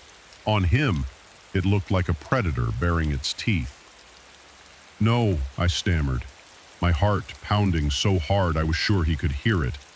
"Just thought I saw something on the road." He nodded slowly, that horrific smile still in place. The mind plays tricks, doesn't it? Especially on dark nights like this. Makes you see things that aren't there. Or maybe makes you see things as they really are. I was openly sweating now, fear coursing through my veins like ice water. I had to get him out of my car. Consequences be damned. "I think this is far enough," I said, trying to keep my voice steady. "I'm going to have to drop you off here." He tilted his head, an oddly bird-like motion. "Oh, but we've only just started our journey together. There's so much more to discuss." I was about to insist when something caught my eye in the rearview mirror. Headlights approaching fast. Relief flooded through me. Another car meant safety, meant I wasn't alone out here with whatever he was. But as the headlights grew closer, I realized something was wrong. They were moving too fast, weaving erratically across the road, and they were aimed straight for us. "Look out!" I yelled, yanking the wheel hard to the right. Our car skidded on the wet pavement, spinning once, twice before coming to a stop on the shoulder. The other car roared past, horn blaring. For a moment I sat there, hands shaking, gasping for breath. Then I remembered my passenger. I turned to look at him, expecting I don't know what. But the seat was empty. There was no sign that anyone had ever. Wonder just me, my car, and the endless rain-soaked highway stretching into the darkness. For a long moment I stood there in the rain, trying to make sense of what had happened. Had I imagined it all? Some kind of stress-induced hallucination, but deep down I knew. I knew that what I'd seen was real, even if I couldn't explain it. And I knew that I'd had a narrow escape from something far more dangerous than a simple car accident. I got back in my car, locked the doors, and drove. I didn't stop until I reached the next town, where I checked into the first motel I saw. I couldn't face the thought of driving through the night again, not with the memory of those black eyes still fresh in my mind. As I lay in bed that night, unable to sleep, I couldn't stop thinking about what he'd said, about choices and consequences, about fate. What if I hadn't stopped? What if I'd driven past like my instincts had told me to? Would he have found another ride? Or would he still be out there, waiting on that dark stretch of road for the next lonely traveler? I don't pick up hitchhikers anymore. I don't drive at night if I can help it, especially when it's raining. And sometimes when I'm on a long, empty stretch of road, I'll catch a glimpse of something in my rearview mirror. A figure standing on the roadside, thumb outstretched. But I don't stop. I don't even slow down. I just grip the wheel tighter and keep driving, trying to outrun the memory of that night and the realization that came with it, that sometimes the most dangerous monsters aren't the ones that chase you, they're the ones that wait for you to invite them in. And as I drive, I can't help but wonder, how many others has he ridden with? How many didn't make it to the end of their journey? And most chillingly of all, was I lucky or was I spared? I don't have answers to these questions, but I do know one thing for certain. If you're ever driving on a dark, rainy night and you see a lone figure on the side of the road, keep driving, no matter how bad you feel, no matter how harmless they might seem. Keep driving, and don't look back. because you never know who or what might be looking for a ride. And some passengers, once they get in, never truly leave. The first time I saw the money change hands, I knew I was in over my head.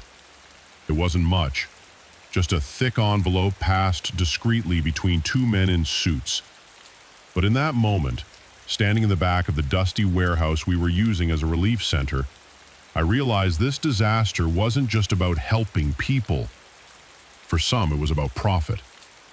I'd signed up to volunteer after the flood hit our city. It was the worst natural disaster in decades, leaving thousands homeless and desperate for help. Help I wanted to do my part to make a difference.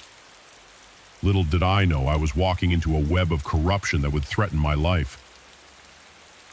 The first few days were a blur of activity.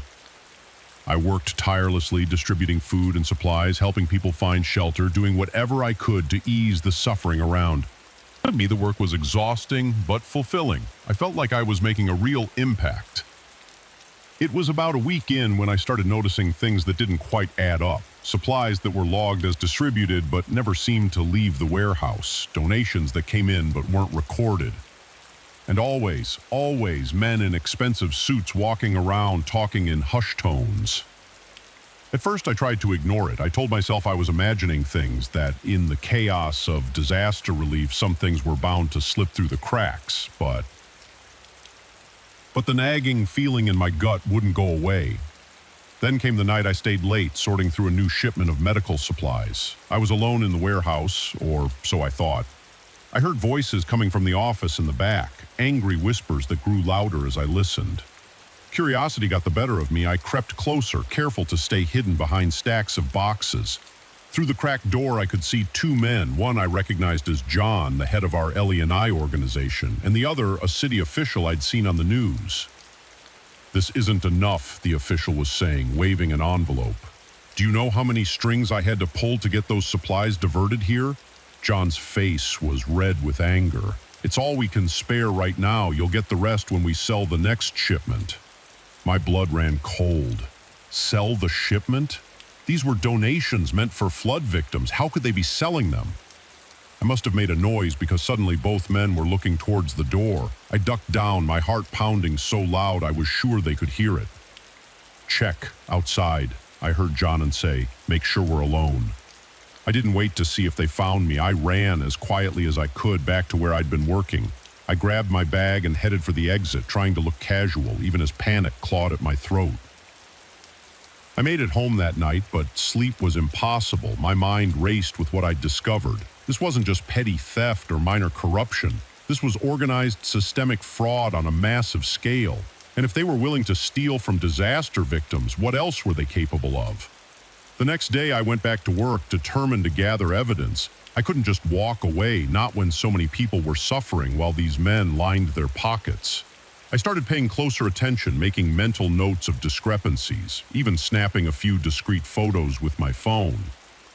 For a week, I played the part of the dutiful volunteer while secretly documenting everything I could. I was careful, or so I thought. But in a place like that, with so much at stake, someone is always watching.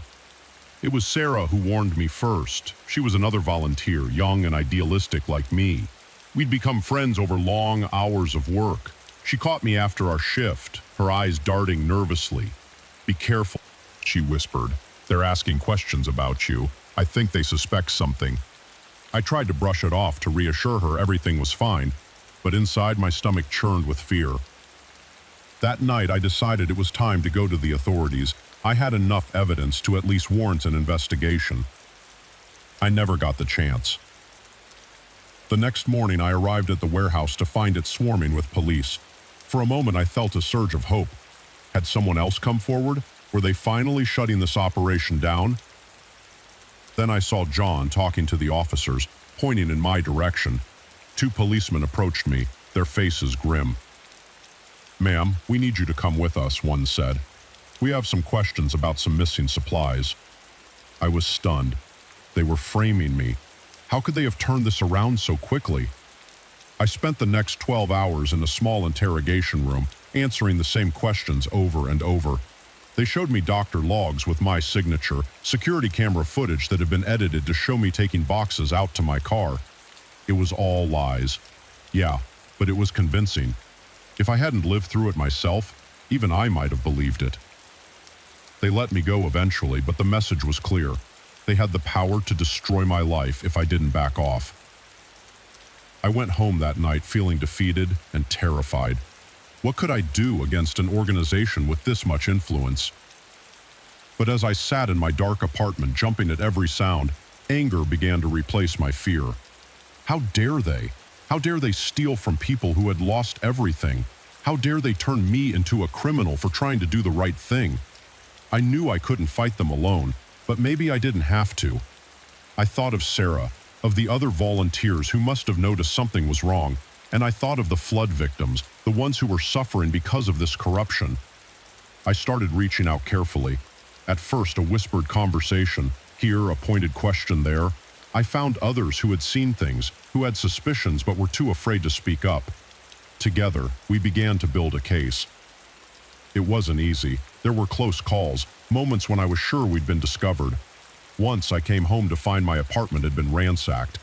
Another time, a car followed me for hours as I drove around the city. The fear was constant, a knot in my stomach that never quite went away. But we persevered. We gathered evidence, built a network of witnesses, and finally, after weeks of work, we took our case to the state authorities. The investigation that followed was like nothing I'd ever experienced. Suddenly, I was in meetings with FBI agents giving depositions, helping to unravel a web of corruption that went far beyond our little relief organization. It turned out the flood had just been the tip of the iceberg. John and his associates had been skimming from disaster relief funds for years all across the country. They had politicians in their pockets, judges on their payroll. It was bigger than I could have ever imagined. The day they made the arrest was both triumphant and terrifying. I watched from a safe house as the news showed John and the others being led away in handcuffs. But I knew it wasn't over. People like that, they have long memories and longer reach. I entered witness protection not long after. New name, new city, new life. Sometimes I miss my old life, the friends and family I had to leave behind, but then I think of the people we helped, the lives that were saved because we exposed the truth. It's been 5 years now. I still volunteer sometimes at soup kitchens or homeless shelters. I can't help it. The need to make a difference is still there. But I'm more cautious now, more aware of the darkness that can lurk behind even the noblest of causes. And sometimes when I see a natural disaster on the news, I wonder, are there others out there right now fighting the same fight I did, risking everything to expose the truth? I hope so, because if my experience taught me anything, it's that corruption thrives in the shadows. It takes brave people willing to shine a light, no matter the cost, to drive it out. So if you're out there, if you see something wrong, don't stay silent. Speak up, fight back. It won't be easy. It might be the hardest thing you ever do, but it's worth it. Because in the end, the truth always matters. And who knows? Maybe, someday, thanks to people like us, there won't be any shadows left for the corrupt to hide in. The moment I stepped into that diner, I knew something was terribly wrong. The air was thick with tension, and every eye turned to me with a mix of suspicion and, was that fear? I should have turned around right then, gotten back in my car and driven until this godforsaken stretch of highway was just a bad memory. But I was tired, hungry, and my car was running on fumes, so I stayed. That was my first mistake. I'd been driving for hours, pushing through the night on my way cross-country for a new job. The highway had been empty for miles, nothing but darkness and the occasional flicker of my headlights catching a road sign. When I saw the neon glow of the diner sign ahead, it was like an oasis in the desert. Sally's Truck Stop. The sign proclaimed in flickering red letters, open 24 hours. I pulled into the nearly empty parking lot, my tires crunching on gravel. There were only 2 other vehicles, a beat-up pickup truck and a semi parked off to the side. As I cut the engine, the silence pressed in around me, broken only by the faint buzz of the neon sign. The bell above the door jingled as I entered, the sound oddly cheerful in the tent atmosphere. The diner looked like it hadn't been updated since the 1950s. Cracked vinyl booths, a scratched Formica counter, faded posters.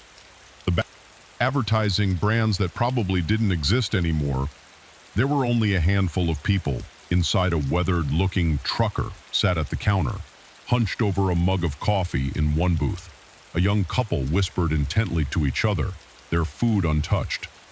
And behind the counter stood a waitress who had to be in her 60s, her gray hair pulled back in a tight bun. "Sit anywhere you like, hun," she called out, her voice strained despite the friendly words.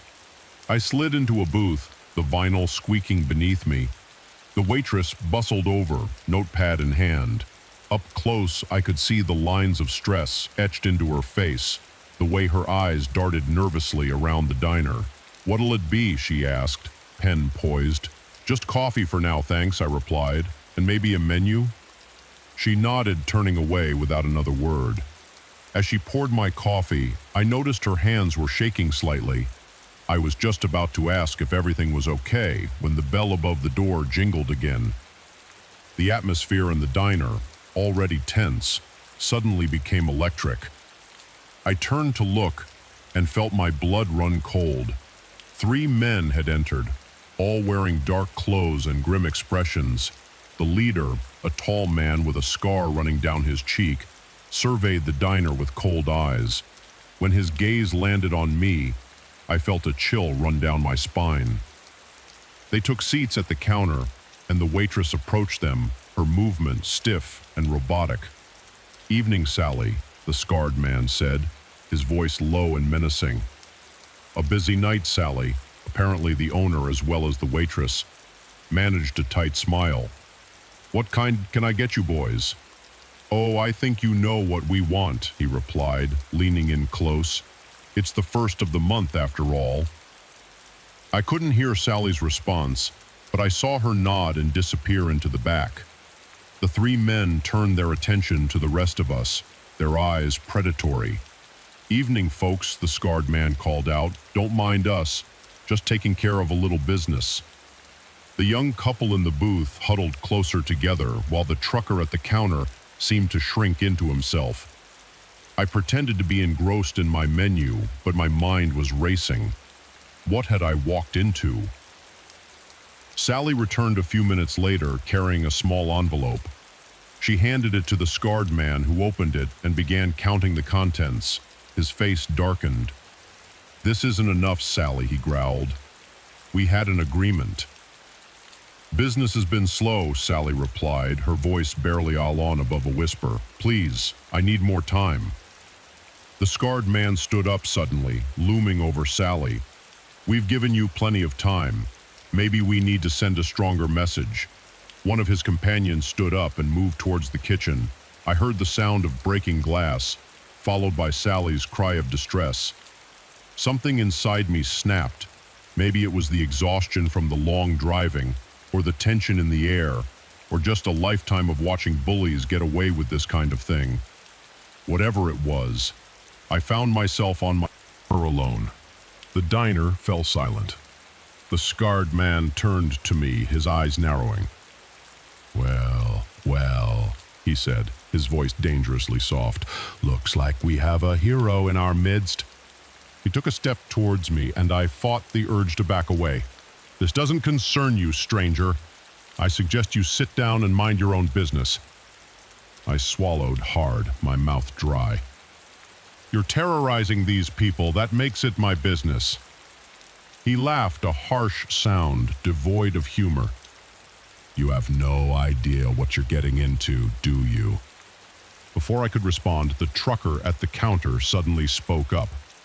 "He's right," he said, his voice gravy. "This has gone on long enough." The scarred man whirled on him. "You stay out of this, old man." But something had changed. The young couple stood up, moving to stand beside me. Even Sally straightened, a spark of defiance in her eyes.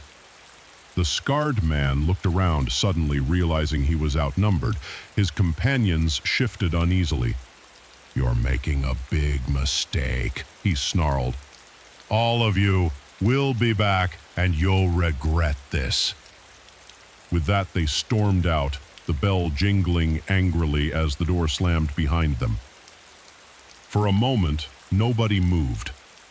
Then Sally burst into tears, the tension of the moment finally breaking. The trucker went to comfort her while the young couple sagged against each other in relief. "Thank you," Sally said, wiping her eyes. "You don't know what you've done." Over the next hour, fueled by fresh coffee and slices of Sally's homemade pie, I learned the full story. The three men were part of a local gang that had been extorting businesses along this stretch of highway for years. Nobody had dared stand up to them before, too afraid of retaliation. "But you showed us we can fight back," the trucker, whose name was Bill, said, clapping me on the shoulder. As the night wore on, more people arrived at the diner. Word had spread quickly about what had happened. There was a sense of cautious optimism in the air, a feeling that maybe things could change. When I finally left, the sun was just starting to peek over the horizon. Sally refused to let me pay, insisting my meal was on the house. The young couple, Tom and Sarah, pressed their phone numbers into my hand, telling me to call if I ever passed through again. As I pulled out of the parking lot, I saw Sally in my rear-view mirror waving goodbye. I waved back, a lump in my throat. I never did pass through that town again. My new job kept me busy and life has a way of moving on. But I often think about that night, about Sally and Bill and all the others. I wonder if things really did change, if they managed to break free from the gang's control. I hope they did. I hope that one moment of collective courage was enough to spark a real change. Because that's the thing about standing up. Diner glowing in the distance, I'll think about pulling over, about walking into another moment that might change everything. I never do, of course. Lightning doesn't strike twice, as they say, but I smile remembering that night.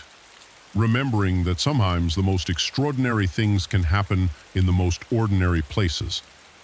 And I drive on, carrying with me the memory of the night I stumbled into a small town drama and just maybe helped change the course of history, even if it was just the history of one little diner on a lonely stretch of highway.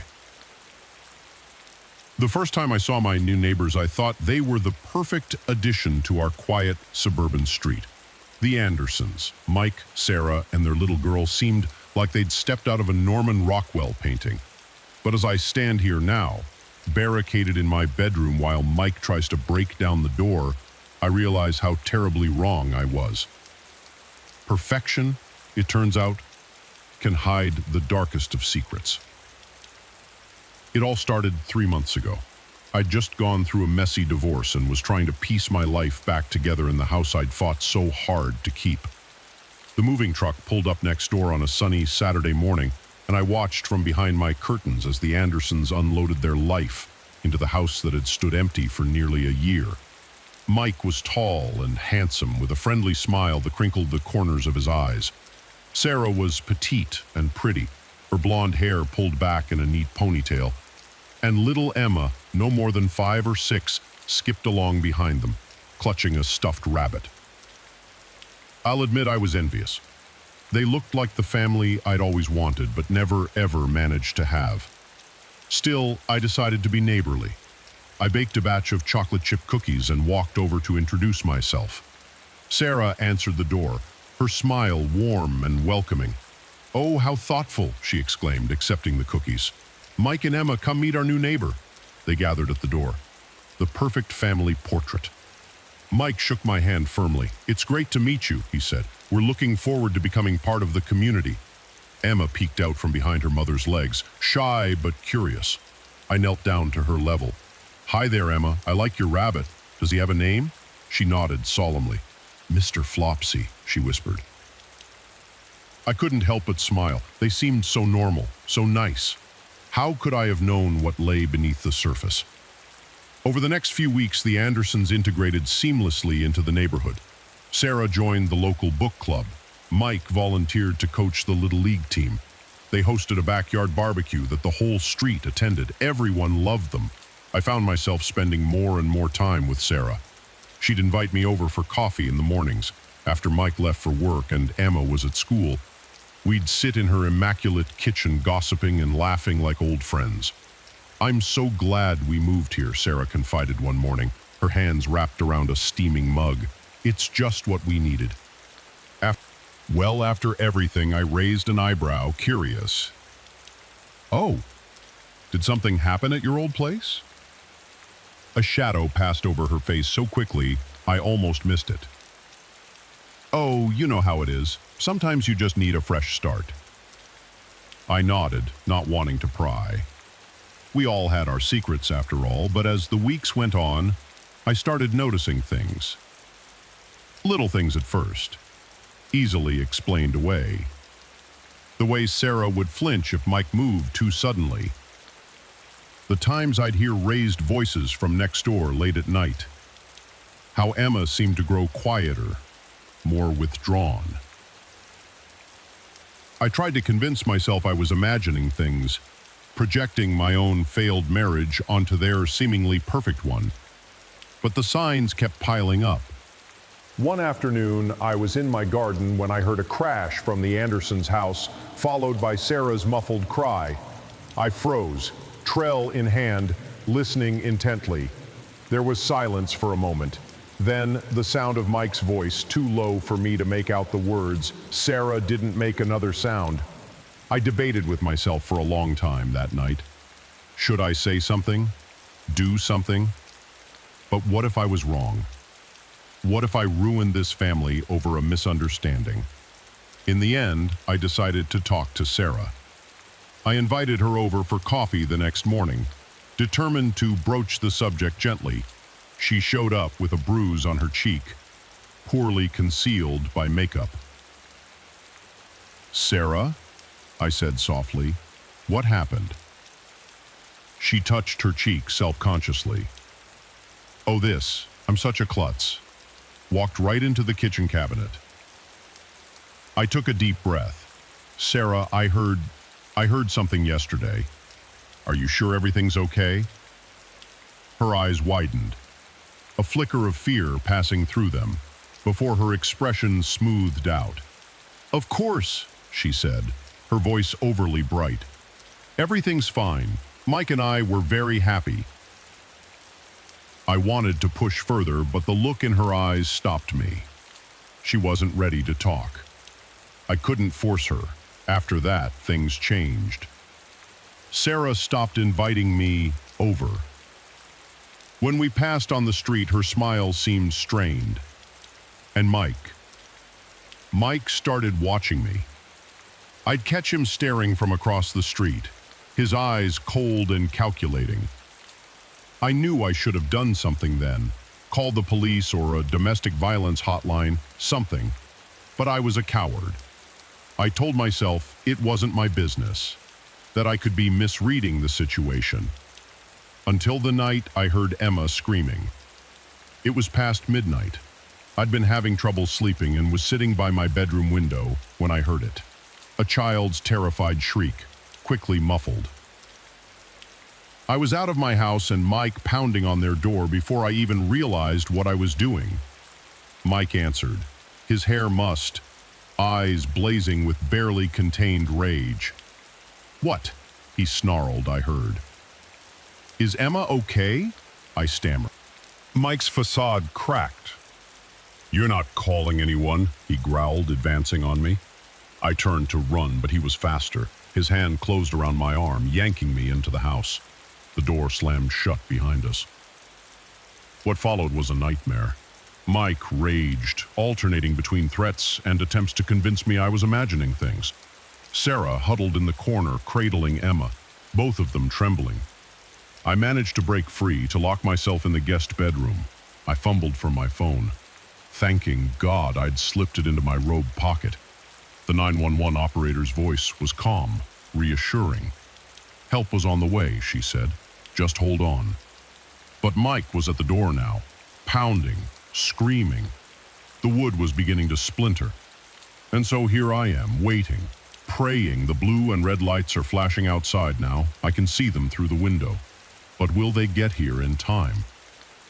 The door gives way with a final terrible crack. Mike bursts in, his eyes wild, a kitchen knife clutched in his hand. Time seems to slow down. I see the knife arcing towards me. I hear Sarah screaming from somewhere in the house, and then suddenly there are more voices, shouts of police, freeze. Mike's expression changes, confusion replacing rage. The knife clatters to the floor, and then he's on the ground, officers swarming over him. The next few hours pass in a blur. Statements are taken. Sarah and Emma are led out, wrapped in blankets to waiting ambulances. Mike is put into the back of a police car, his face a mask of cold fury, as he stares at me through the window. As dawn breaks, a kind of accession officer approaches me. "You did the right thing," she says gently. "You probably saved their lives." But as I watch Sarah and Emma drive away, as I think about the months of abuse I suspected but did nothing about, I don't feel like a hero. I feel like I should have done more, sooner. The officer must see something in my expression. "Hey," she says, "don't blame yourself. The important thing is you acted when it mattered most." I nod, but the guilt still gnaws at me. As I walk back to my house, I realized nothing will ever be the same. The illusion of suburban tranquility has been shattered. In the coming days, I learn more about the Andersons' past, the previous towns they'd fled from, the trail of suspicion and fear they'd left behind. I wonder how many other neighbors had seen the signs and looked away. Sarah and Emma don't come back to the house. I hear they've gone to stay with Sarah's sister in another state. I hope they find peace, find a way to heal. As for me, I'm left with the knowledge that evil can hide behind the most normal of facades, that sometimes being a good neighbor means being willing to step in, to risk everything, to help someone. In need, the house next door stands empty now, a silent reminder of the secrets it once held. And every night I find myself watching, wondering about the lives being lived behind closed doors all around me. Wondering if I'll have the courage to act, if I ever hear another scream in the night. The moment I saw the glint of metal in his hand, I knew I'd made a terrible mistake. This wasn't just another house showing gone wrong. This was a trap, and I'd walked right into it. As the man's cold eyes locked onto mine, I realized with horrifying clarity that I might not make it out of this empty house alive. It had started like any other day in my life. As a real estate agent, I'd been in the business for over a decade, and while I'd had my share of odd clients and creepy houses, nothing had prepared me for what was about to unfold. The call came in just as I was about to head home for the day.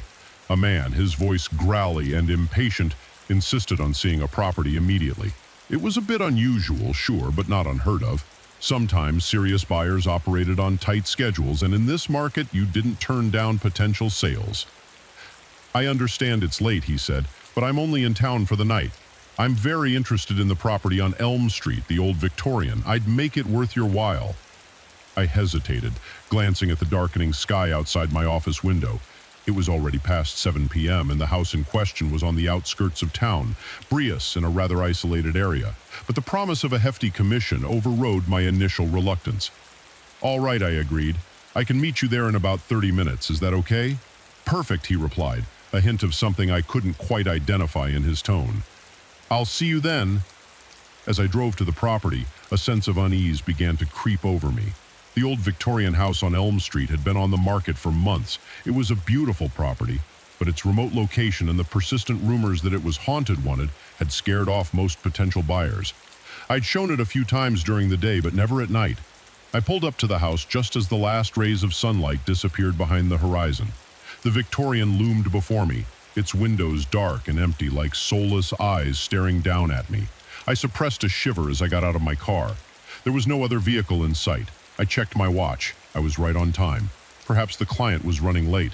I decided to wait by the front door, keys in hand. 5 minutes passed, then 10.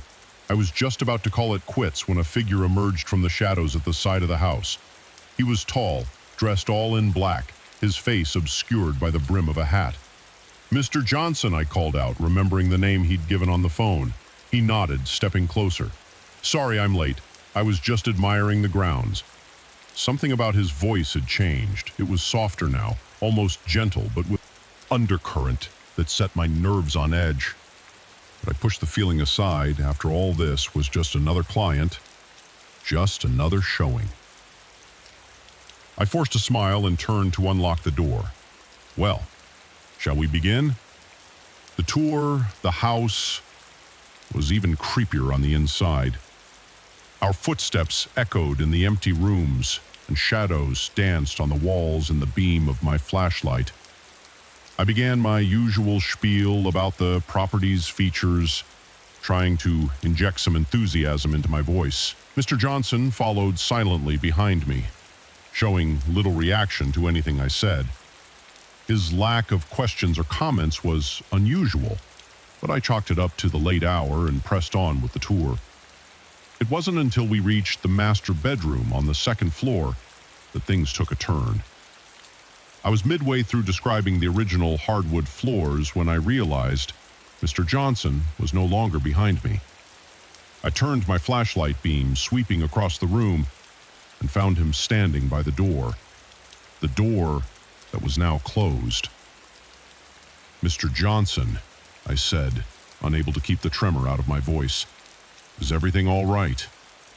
He smiled, then a cold, mirthless expression that turned my blood to ice. "Oh yes, everything is just fine. But I'm afraid there's been a bit of a misunderstanding. You see, I'm not here to buy this house." My heart began to race. I don't understand. Why are we here then?" He took a step towards me, and that's when I saw it. The metallic glint of a knife in his hand.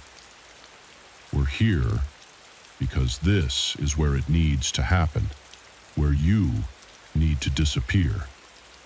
Terror gripped me as the full reality of my situation sank in. I was alone in an empty house with a madman, and no one knew where I was. I'd walked right into his trap. My mind raced, searching for a way out. The window, too high and likely painted shut in this old house. The door, he was blocking it. I began to back away, my eyes never leaving the knife. "Please," I stammered. "You don't have to do this. I won't tell anyone. Just let me go." He laughed, a chilling sound that echoed in the empty room. "Oh, I'm afraid I do have to do this. You see, you're not the first, and you won't be the last. It's nothing personal, really. You're just convenient." As he spoke, he advanced slowly, like a predator toying with its prey. I kept backing up until I felt the cold wall behind me. I was cornered in that moment, as I stared into the eyes of a killer. My life didn't flash before my eyes like they say it does. Instead, my mind filled with regrets. Regrets for not trusting my instincts, for coming to this godforsaken house alone at night, for being so driven by the prospect of a sale that I ignored all the warning signs. But beneath the regret and the fear, a spark of defiance ignited. Opened the door and running for my life. My feet pounded down the stairs, my breath coming in ragged gasps. I could hear him behind me, his footsteps heavy, his breathing labored. I reached the front door and fumbled with the lock, panic making my fingers clumsy. Just as I managed to wrench the door open, I felt his hand close around my arm. I screamed, the sound piercing the quiet night air, and fought with everything I had. My elbow connected with something soft, his stomach maybe, and his grip loosened just enough for me to break free. I ran into the night, not daring to look back. My car was just a few yards away, a beacon of safety in the darkness. I reached it, my hand shaking so badly I could barely get the key in the lock. As I finally wrenched the door open and threw myself inside, I caught a glimpse of him in my rearview mirror, standing on the porch, watching me. I peeled out of the driveway, gravel spitting from under my tires. I didn't slow down until I reached the police station, my heart still pounding, tears streaming down my face. The aftermath was a blur of police statements and crime scene fundiscation. They found evidence in the house, hidden rooms, tools of torture, trophies from other victims.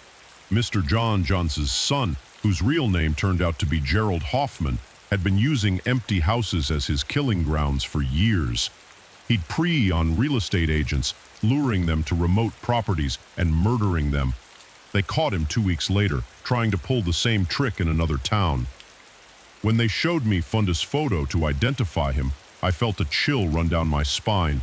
The face that had haunted my nightmares was now locked away, but the memory of that night would stay with me forever. I quit my job as a real estate agent soon after. I couldn't bear the thought of walking into another empty house, of being alone with a stranger in a remote location. The career I had built over a decade was gone, destroyed in a single night of terror. But as I sit here, now safe in my new home, in a bustling city neighborhood, I know I made the right choice. I'm one of the lucky ones. I survived, and every day, I'm grateful for that second chance. Sometimes when I pass a for sale sign or see a real estate agent leading clients into a house, I'm tempted to warn them, to tell them about the dangers that can lurk behind closed doors, about the predators who use our trust against us. But I know most wouldn't believe me. After all, who expects a simple house showing to turn into a fight for survival? So instead, I've become an advocate for safety in the real estate industry. I speak at conferences, write articles, anything I can do to spread awareness. Because while my story had a lucky ending, I know there are others out there who weren't so fortunate. And if I can prevent even one more person from walking into the trap I narrowly escaped, then maybe, just maybe, some good can come from that terrifying night. The first twig snap could have been anything. And deer or raccoon, the wind, but the second one, followed by the unmistakable sound of hushed voices, sent a chill down my spine. We weren't alone in these woods, and whoever was out there wasn't here for a friendly campfire chat. It was supposed to be a relaxing weekend getaway. Just me, my girlfriend Sarah, and our friends, Mike and Lisa, escaping the city for a few days of peace and quiet in the mountains. We'd found this little cabin on some obscure rental site, remote, rustic, and far from the usual tourist trails. Perfect, we thought, for getting away from it all. The drive up had been full of laughter and excitement. We'd stopped at a small general store in the last town before the turnoff, stocking up on supplies and chatting with the old man behind the counter. He'd given us an odd look when we told him where we were staying. "Folks don't go up that way much anymore," he'd said, his weathered face creasing with concern. "Not since... well, never mind. You all be careful now, you hear?" We'd brushed it off as small-town superstition. If only we'd listened. The cabin was everything the listing had promised. A cozy 2-bedroom nestled in a clearing surrounded by towering pines. We'd spent the first day hiking, exploring the nearby trails, and marveling at the untouched beauty of the forest. As night fell, we gathered around the fire pit, roasting marshmallows and telling ghost stories. It wasn't until the second night that things started to feel off. I was the first to notice it. A feeling of being watched that made the hair on the back of my neck stand up. I tried to shake it off, telling myself it was just my imagination running wild after one too many of Mike's horror stories. But I couldn't shake the sensation of eyes on us, hidden somewhere in the darkness beyond our little circle of firelight. "Hey," I said, trying to keep my voice casual. "Does anyone else feel like, I don't know, like we're being watched?" Sarah laughed, but it sounded forced. "Don't tell me Mike's stories are getting to you too." But I saw the way her eyes darted to the tree line, the tension in her shoulders. She felt it too. Mike stood up, puffing out his chest in an exaggerated show of bravery. "All right, who's out there? Come on out, you big scary monster." His shout echoed through the trees, answered only by the crackle of our fire and the distant hoot of an owl. For a moment we all held our breath, waiting. Then Lisa screamed. We all whirled to look where she was pointing. There, just at the edge of the firelight, stood a figure, tall, unnaturally still, its features hidden in shadow. For a heartbeat, nobody moved. Then the figure turned and melted back into the darkness of the forest. Panic erupted. Lisa was sobbing, clinging to Mike. Sarah had grabbed my arm so tight it hurt. "What the hell was that?" Mike's voice was high, all pretense of bravery gone. "I don't know," I said, my mouth dry, "but I think we should get inside. Now." We doused the fire and hurried into the cabin, locking the door behind us. Sleep was out of the question. We huddled in the living room, jumping at every creak of the old wooden structure, every whisper of wind through the trees outside. "Maybe it was just a hiker," Sarah suggested, her voice trembling. "Someone who got lost and was attracted by our fire." "Then why didn't they say anything?" Lisa countered. "Why just stand there?" Nobody had an answer for that. As dawn broke, we began to relax a little. Things always seem less scary in the light of day. We convinced ourselves we'd overreacted. That lack of sleep and too many scary stories had played tricks on our minds. But when Mike went outside to get some firewood, he came running back in, his face pale. The car. He gasped. Someone slashed the tires. We ran out to look. Sure enough, all 4 tires were flat, deep gashes in the rubber. This was no accident, no random act of vandalism. This was deliberate. "We need to get out of here," Sarah said, her voice shaking. "We need to call for help." But when I pulled out my phone, there was no signal. None of us had service. "Okay," I said, trying to stay calm. "Okay, we can handle this." The general store. It's 10 miles back down the road? We can walk it in a few hours. Nobody looked thrilled at the idea of a long hike, but it was our only option. We packed some supplies and set out. The morning sun doing little to warm the chill of fear that had settled over us. We'd been walking for maybe an hour when we heard it, the snap of a twig behind us. We all froze, slowly turning to look. Nothing, just trees and underbrush. But I could have sworn I saw a movement, just for a second, like something ducking behind a tree. "We need to move faster," I said, my voice low and urgent. We picked up the pace, no longer talking, each of us straining our ears for any sound of pursuit. The forest, which had seemed so beautiful and peaceful just yesterday, now felt oppressive, full of hidden dangers. It was Sarah who spotted the cabin, just off the trail, half hidden by overgrown bushes. It wasn't our rental. This one was older, more run down. But it was shelter, and right now that's all we cared about. We approached cautiously. The door was ajar, creaking soft lill in the breeze. Inside it was dark and musty, years of neglect evident in the thick layer of dust covering everything. "Hello?" I called out. "Is anyone here?" Silence answered me. We stepped inside, our footsteps echoing in the empty space. It looked like no one had been here in years. Old furniture was covered in sheets, cobwebs hung in every corner. "Look," Mike said, pointing to a faded photo on the wall. "Isn't that the old man from the general store?" We crowded around the picture. It showed a group of men standing in front of this very cabin, all holding rifles and smiling. The old shopkeeper was there, decades younger but unmistakable, and next to him. "Oh my God," Lisa whispered. The figure on the end didn't quite fit with the others, taller, its features. But the sound of breaking glass shattered the eerie quiet of the empty bar. My heart leapt into my throat as I spun around, dish towel still in hand, to face the group of men who refused to leave. Their eyes gleamed with malicious intent in the dim light, and I knew in that moment that this shift was about to become a fight for survival. I'd been working at Omanal's for about 6 months. It wasn't glamorous, but the late-night bartending gig paid well enough to cover my college tuition. Most nights were uneventful. A few regulars nursing their beers, maybe the occasional rowdy group that needed to be gently encouraged to head home. But nothing could have prepared me for what happened that night. It started like any other Tuesday. The usual crowd had trickled in and out, leaving behind a mess of empty glasses and peanut shells.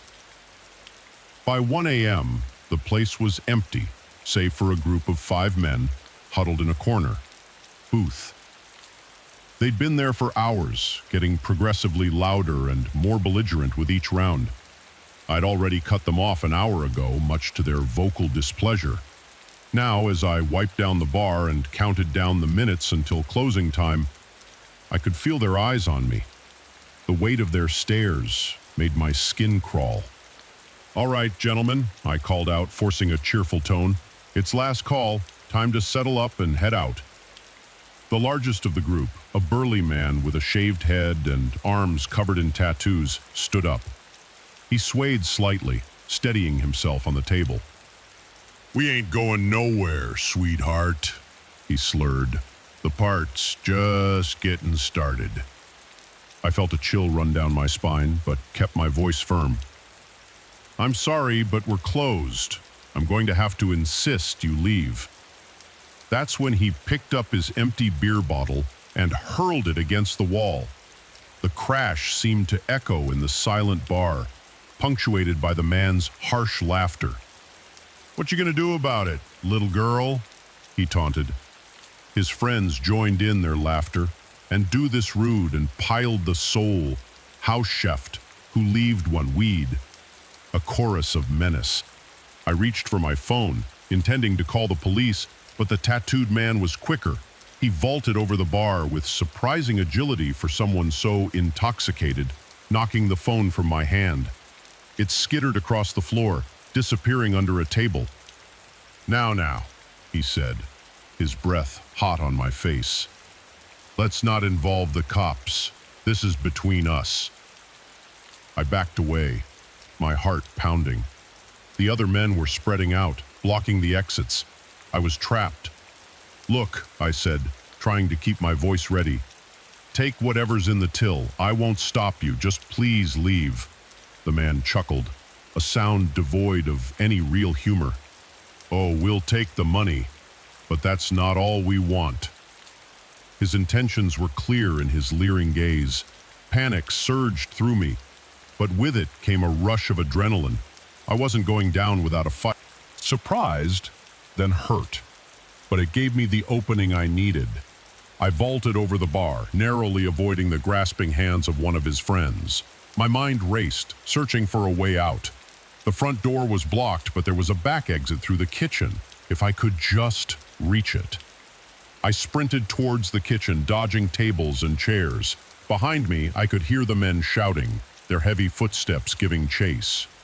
I burst through the swinging doors into the kitchen, my eyes frantically scanning for a weapon. My hand closed around the handle of a heavy cast-iron skillet. Just as the first man entered the kitchen, I swung without hesitation. The pan connecting with his face with a sickening crunch, he went down hard, but there was no time to feel relieved. The others were right behind him. I backed up, wielding the skillet like a shield. "Stay back!" I yelled, my voice sounding braver than I felt. The tattooed man appeared in the doorway, blood trickling from where the whiskey bottle had struck him. His eyes were cold with rage. "You're going to pay for that," he snarled. He lunged at me, but his movements were slowed by alcohol and anger. I sidestepped, bringing the skillet down on his outstretched arm. He howled in pain, stumbling into a rack of pots and pans. The resulting crash was deafening in the confined space. I used the distraction to make a break for the back door. My fingers fumbled with the lock, precious seconds ticking by as I struggled to open it. Just as I felt the bolt slide free, a hand grabbed my hair, yanking me backward. I cried out in pain as I was spun around, coming face to face with one of the other men. His breath reeked of alcohol as he lured at me. "Where do you think you're going?" he sneered. In that moment, something in me snapped. All the fear, all the anger, it crystallized into a white-hot fury. I brought my knee up hard, connecting solidly with his groin. As he doubled over, I smashed the skillet into the side of his head. He crumpled to the floor, unmoving. The back door burst open, cool night air rushing in. For a split second, I thought it was my salvation. Then 2 more men entered, blocking my escape out. I was outnumbered and cornered, but I wasn't giving up. I brandished the skillet, my eyes darting between the newcomers and the tattooed man who was struggling to his feet. "I don't want to hurt anyone else," I said, my voice shaking. Just let me go. The tattooed man laughed, a harsh, grating sound. Oh, you've done it now, girl. We were just going to have some fun, but now we're going to teach you a lesson you'll never forget. They began to close in, forming a half circle around me. I backed up until I felt the cold metal of the industrial refrigerator against my back. This was it. I was out of options, out of space. Just as I was preparing for a final desperate stand, the kitchen was suddenly flooded with light. We all froze, blinking in the sudden brightness. Police! Nobody move! I've never wandered into that thing's territory, sometimes late at night. I still hear that howl in my dreams. I wake up in a cold sweat, the memory of those woods, that figure still fresh in my mind, and I wonder, is it still out there, waiting? And what happens when the old man is gone and there's no one left to keep people away?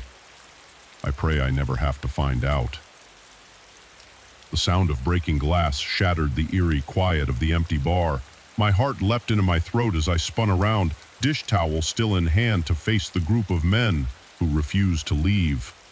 Their eyes gleamed with malicious intent in the dim light, and I knew in that moment that this shift was about to become a fight for survival.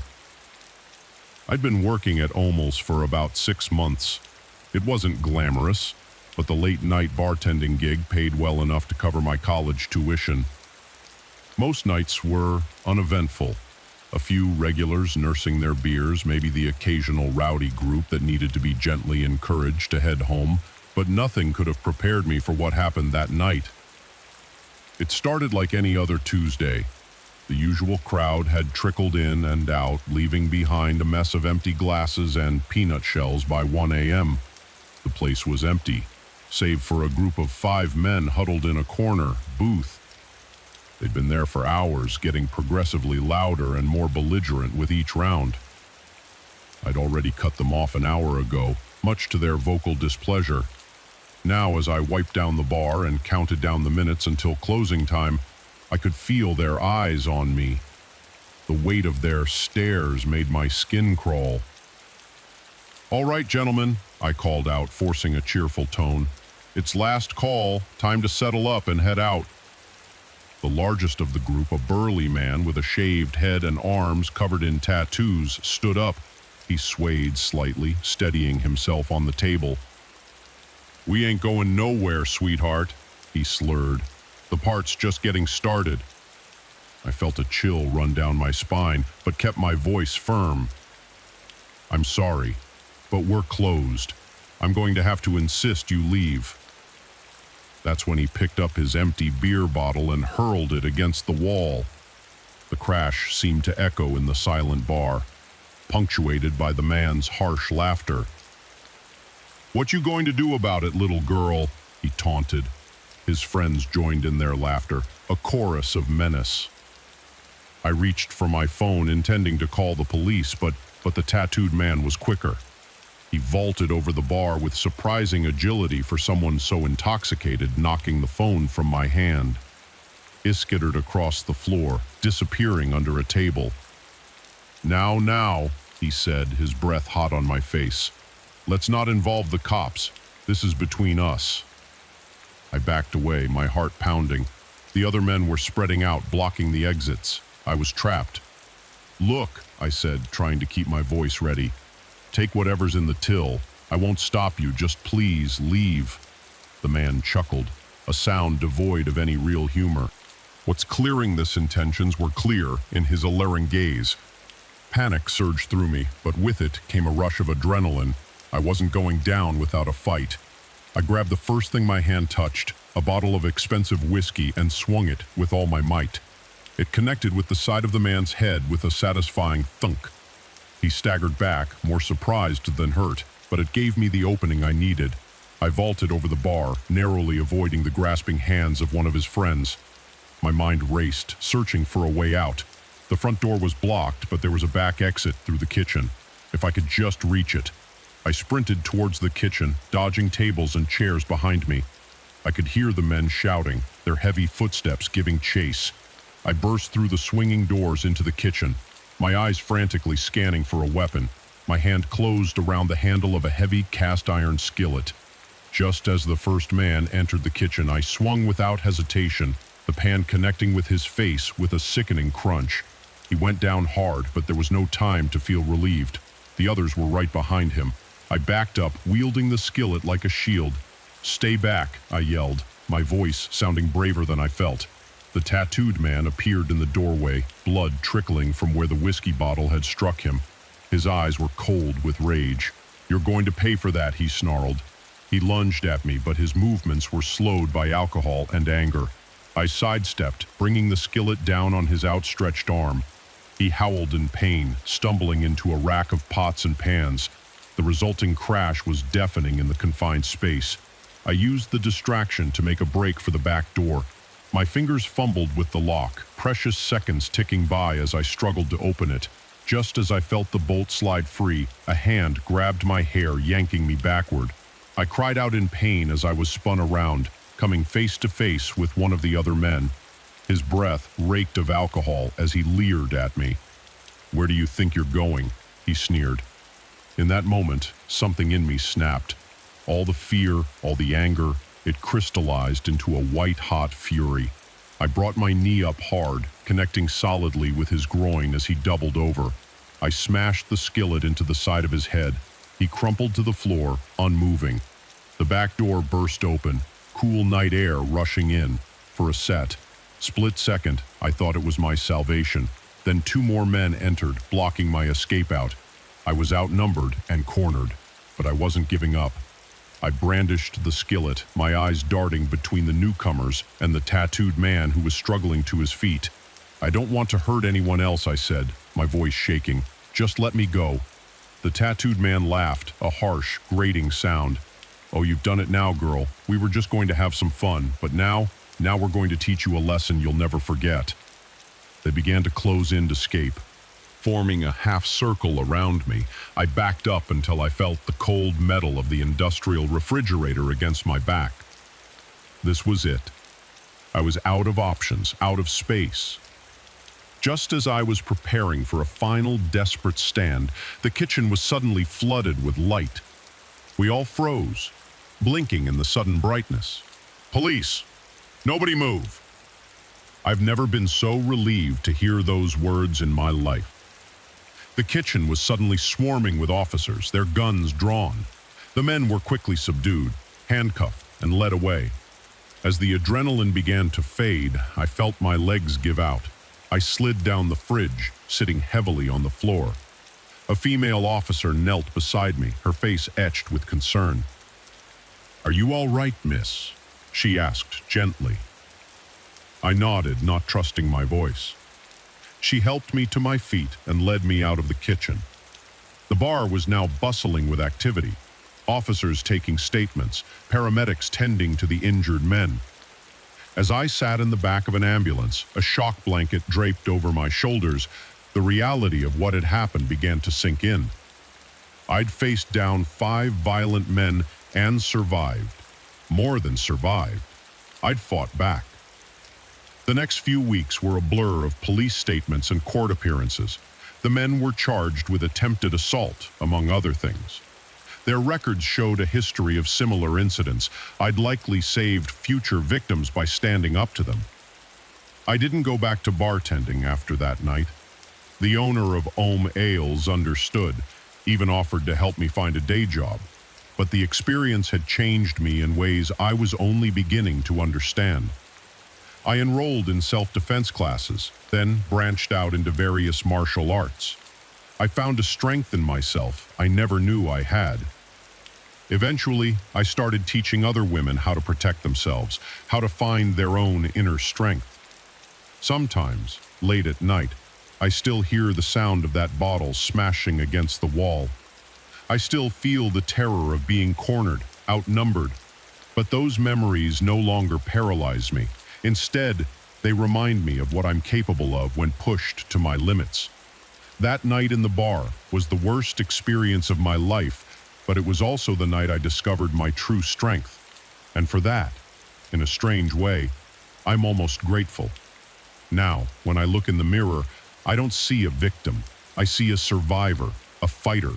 And I know that no matter what life throws at me, I have the strength to face it head on. The moment I heard the first twig snap, I knew I wasn't alone. The forest, which had seemed so peaceful just moments ago, suddenly felt sinister. As darkness fell and unfamiliar voices echoed through the trees, I realized with growing horror that I wasn't just lost, I was being hunted. It was supposed to be a simple day hike. I'd done it 100 times before, in different parks across the country. Wake up early, drive to the trailhead, spend the day surrounded by nature, and be... Time something went terribly wrong. I'd chosen a new trail, one I'd read about online. It promised stunning views and a challenging climb, perfect for testing my skills. The first few hours were everything I'd hoped for. The air was crisp, filled with the scent of pine and wild flowers. I passed a few other hikers early on, exchanging friendly nods. But as I climbed higher, the trail became more isolated. By early afternoon, I reached the summit. The view was breathtaking. Miles of unbroken forest, stretching to the horizon, painted in 1,000 shades of green. I sat on a rocky outcrop, munching on my packed lunch and feeling on top of the world. That's when I made my first mistake. Instead of heading back the way I came, I decided to take a different trail, down. It looked easier on my map, a gentler slope that would be kinder on my knees. I didn't realize then how that simple decision would change everything. As at first the new trail seemed fine, a bit overgrown perhaps, but still clearly marked. But as I descended, things started to feel off. The markers became fewer and farther between. The path narrowed, sometimes disappearing entirely under thick underbrush. More than once I had to backtrack after reaching dead ends. As the hours wore on, a sick feeling grew in my stomach. I should have reached the bottom by now. The sun was sinking lower, casting long shadows through the trees. I pulled out my phone, hoping to use GPS to find my way, only to find there was no signal. Of course, I was miles from the nearest cell tower. Panic started to set in. I was lost, alone in an unfamiliar forest with night approaching. I took a deep breath, trying to stay calm. I had supplies, water, some energy bars, a flashlight. I could make it through the night if I had to. In the morning, I'd find my way out.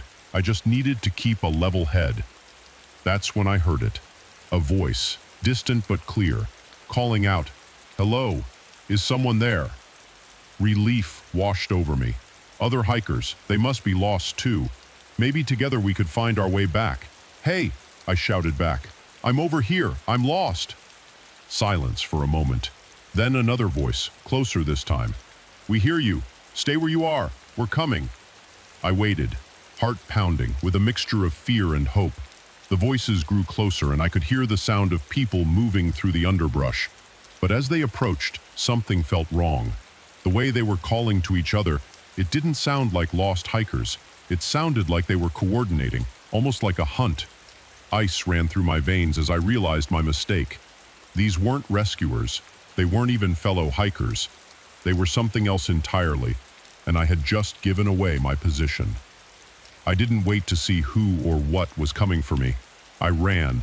Branches whipped at my face as I crashed through the forest. I could hear them behind me now, no longer bothering to hide their pursuit. Shouts echoed through the trees, getting closer.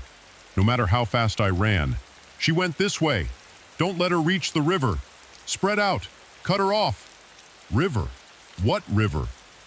On my map, but right now, a river sounded like salvation. If I could reach it, maybe I could follow it downstream, find help. I ran blindly, my lungs burning, heart pounding in my ears. The light was fading fast now, the forest around me turning into a maze of shadows. More than once I stumbled, barely catching myself before I fell, and still they came. Always behind me, always getting closer. Just when I thought I couldn't run another step, I heard it. The faint sound of rushing water, the river. I pushed myself harder, hope giving me a final burst of speed. I burst out of the tree line onto a rocky bank. The river stretched before me, wide and fast, flowing too wide to cross safely, especially in the growing darkness. But it was my only chance. I was about to plunge in when a voice rang out. closer than ever. "Stop! Right there!" I spun around. A man emerged from the trees. Then another and another. Soon I was surrounded by a group of men, all dressed in dark clothing, all carrying, were those guns? "Well, well," one of them said, stepping forward. He seemed to be the leader, older than the others, with a face weathered by years in the outdoors. "Looks like we caught ourselves a lost little lamb." "Please," I gasped, still trying to catch my breath. "I'm just a hiker. I got lost. I don't want any trouble." The man laughed, a cold sound that sent chills down my spine. "Oh, you're in trouble, all right. You see, these are our woods, and we don't take kindly to trespassers." "I didn't know," I said, my mind racing. "I'll leave. Just let me go, and I'll never come back." He shook his head, a cruel smile playing on his lips. "I'm afraid it's not that simple, you see. We have a tradition in these parts, a way of dealing with folks who wander where they don't belong." The other men were closing in now, forming a tight circle around me. I could see the excitement in their eyes, the anticipation. This was a game to them, and I was the prey. "What do you want from me?" I asked, hating how my voice trembled. The leader's smile widened. "We're going to give you a sporting chance, a head start, if you will. You run and we hunt. If you can make it out of these woods by sunrise, you're free to go. If not..." He left the sentence unfinished, but his meaning was clear. I looked around desperately, searching for a way out, but there was nowhere to go. The men blocked the way back into the forest, and behind me was the river, too wide, too fast, too dangerous. "You have 1 minute, the leader said, checking his watch. "I suggest you make it count." For a moment, I stood frozen, unable to believe this was happening. Then survival instinct kicked in. I turned and ran, not towards the forest where they could easily track me, but along the riverbank, if I could just find a narrower spot, maybe a bridge. Behind me, I heard the leader's voice calling out like this was some sort of demented party game. "Ready or not, here we come." I ran like I've never run before. The rocky bank was treacherous in the darkness, and more than once I nearly pitched into the rushing water, but fear drove me on, the sound of pursuit spurring me to impossible speeds. I don't know how long I ran. Time lost all meaning in the darkness, measured only by the pounding of my heart and the ragged gasps of my breathing. Sometimes I thought I heard them right behind me. Other times the forest seemed eerily silent as I rounded a bend in the river. I saw it, a fallen tree, creating a makeshift bridge across the water. It was risky, the trunk slick with moss and spray from the river, but it was my only chance. I scrambled onto the log, inching my way across. The river roared beneath me, ready to sweep me away if I made one wrong move. I was halfway across when I heard shouts from the bank. They'd found me. A gunshot rang out, splintering the wood near my feet. I froze for a second, then forced myself to keep moving. Another shot. Closer. This time they were trying to scare me, to make me fall. With a final desperate lunge, I made it to the other side. I allowed myself one glance back. The men were gathered on the opposite bank, the leader watching me with a mixture of anger and grudging respect. "This isn't over," he shouted over the roar of the river. "These woods go on for miles. You'll never make it out by sunrise." But I was already running again, plunging into the unknown forest. On this side of the river, he was right. I had no idea where I was, no idea if I was even running in the right direction, but I had to try. The rest of the night was a blur of fear and exhaustion. I ran until I couldn't run anymore, then walked, then crawled. Every sound made me jump, certain they had somehow crossed the river and found me again. As the sky began to lighten with the first hints of dawn, I finally broke through the tree line. A road stretched before me, empty in the early morning light. I wanted to cry with relief. A car appeared in the distance. I waved my arms frantically, probably looking like a madwoman. The car slowed, then stopped. An old man peered out at me, concern etched on his face. "Are you all right, miss?" he asked. I opened my mouth to explain, but no words came out. How could I possibly describe what I'd been through? In the end, I simply shook my head. "Let's get you to the hospital," he said gently. Opening the passenger door, as we drove away, I watched the forest recede in the side mirror. Somewhere in those woods, a group of men were probably realizing their prey had escaped. I shuddered, wondering how many others hadn't been so lucky. I never went hiking alone again after that night. But sometimes when I see a trailhead leading into dense woods, I think about those men. And I wonder if they're still out there, waiting for the next unsuspecting hiker to stumble into their twisted game. We had walked right into it. It all started as a spontaneous weekend getaway. My girlfriend Lisa and I had been dating for about a year, and we decided to celebrate our anniversary with a trip to the countryside. We wanted something different from the usual tourist spots, so when we stumbled upon an ad for a charming bed and breakfast nestled in the rolling hills of a remote valley, it seemed perfect. The place was called Willow Creek, and the website showed pictures of a Victorian-style house surrounded by lush gardens. The rates were surprisingly affordable, and the reviews, though few, were glowing. We booked it without a second thought. The drive out was beautiful. We left the city behind, watching as towering skyscrapers gave way to farmland and then dense forests. As we wound our way deeper into the valley, I couldn't shake a growing sense of isolation. We hadn't passed another car in over an hour, and our cell phones had lost signal miles back. Back? Are you sure this is the right way? Lisa asked, peering at the handwritten directions we'd printed out. I nodded, though I was starting to have doubts myself. The website said it was pretty remote, part of the charm, right? Just as we were considering turning back, we rounded a bend and there it was, Willow Creek. It looked exactly like the photos. A grand old house with a wide porch surrounded by wean willows. It was like stepping back in time. An elderly couple emerged from the front door as we pulled up. They introduced themselves as George and Martha, the owners. They were the picture of small-town hospitality, all warm smiles and folksy charm.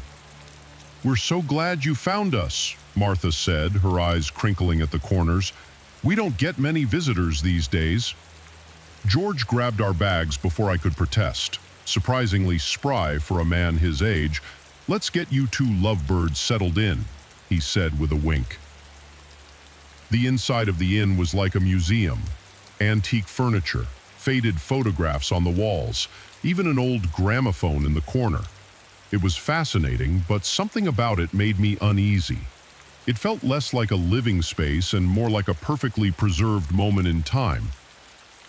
Our room was on the second floor at the end of a long hallway. George set our bags down and Martha fussed with the curtain, chattering away about the history of the house.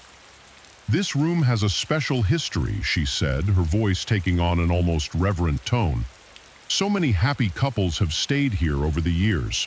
Some say the room itself is blessed with love." I shared a bemused look with Lisa. It was a bit much, but hey, it was all part of the experience, right? "Dinner will be at 7, George announced. "We eat together here, like family." With that, they left us to unpack. As soon as the door closed, Lisa flopped onto the bed with a giggle. "Okay, this place is weird," she said, "but kind of adorable, right?" I nodded, but I couldn't shake a nagging feeling that something was off. "Yeah, it's charming." We freshened up, table set for 4. George and Martha joined us, serving a hearty meal of pot roast and vegetables. The conversation was pleasant enough, mostly George and Martha sharing stories about the area and past guests, but there was something odd about the way they talked, as if they were reciting lines from a script. "So, how long have you two been running this place?" I asked during a lull. Martha and George exchanged a quick glance. "Oh, goodness," Martha said with a laugh. "It feels like for forever, doesn't it, dear?" George nodded. "Time has a way of blending together out here." It wasn't really an answer, but before I could press further, Martha stood up abruptly. "Who's ready for dessert?" After dinner, we retired to our room. Lisa was charmed by the whole experience, but I couldn't shake my unease. "Don't you think they're a little odd?" I asked, as we got ready for bed. Lisa shrugged. "They're old, and they live in the middle of nowhere. Of course they're a little eccentric." I tried to let it go, but sleep didn't come easily. The house creaked and groaned in the night, and more than once I thought I heard footsteps in the hallway. The next morning we came down to find breakfast already laid out, but there was no sign of George or Martha. "Hello?" I called out. No answer. We ate. An uncomfortable silence, the "we" only sound. The ticking of an old grandfather clock. As we finished, Martha appeared as if out of thin air, making us both jump. "I hope you slept well," she said, that same fixed smile on her face. "George is out tending the grounds. I thought perhaps you'd like a tour of the house." The tour was unsettling. Every room seemed frozen in time, perfectly preserved but untouched, and Martha's commentary was strange, talking about past guests as if they were still here. "This was little Timmy's favorite spot," she said, gesturing to a window seat. "He would sit here for hours watching for his parents to return." "Was Timmy another guest?" Lisa asked. Martha's smile faltered for just a moment. "Oh yes, from long ago, such a dear boy." As the tour went on, I began to notice something else. There were no modern basities anywhere, no TV, no radio, not even a telephone that I could see. We ended up back in the entrance hall where George was waiting for us. "Beautiful day for a walk," he announced. "Why don't you two go explore the grounds? But be sure to stay on the paths. It's easy to get turned around out there." The warning in his voice was clear. Don't wander too far outside. Lisa and I finally had a chance to talk privately. "Okay, you're right," she admitted. "This place is weird. Maybe we should leave early." I nodded, relieved she was on the same page. "Let's pack up and go. After lunch we can make up an excuse about work or something." But when we returned to the house, things took a turn from unsettling to terrifying. Our room had been tidied while we were out. Our bags were nowhere to be found. "George! Martha!" I called out, trying to keep the panic out of my voice. "We seem to have misplaced our keys." Martha appeared in the doorway, that same placid smile on her face. "Oh dear, how careless. But not to worry. You don't need to leave. You're home now." Surprised, then hurt. But it gave me the opening I needed. I vaulted over the bar, narrowly avoiding the grasping hands of one of his friends. My mind raced, searching for a way out. The front door was blocked, but there was a back exit through the kitchen. If I could just reach it. I sprinted towards the kitchen, dodging tables and chairs. Behind me, I could hear the men shouting, their heavy footsteps giving chase. I burst through the swinging doors into the kitchen, my eyes frantically scanning for a weapon. My hand closed around the handle of a heavy cast-iron skillet. Just as the first man entered the kitchen, I swung without hesitation. The pan connecting with his face with a sickening crunch, he went down hard. But there was no time to feel relieved. The others were right behind him. I backed up, wielding the skillet like a shield. "Stay back!" I yelled, my voice sounding braver than I felt. The tattooed man appeared in the doorway, blood trickling from where the whiskey bottle had struck him.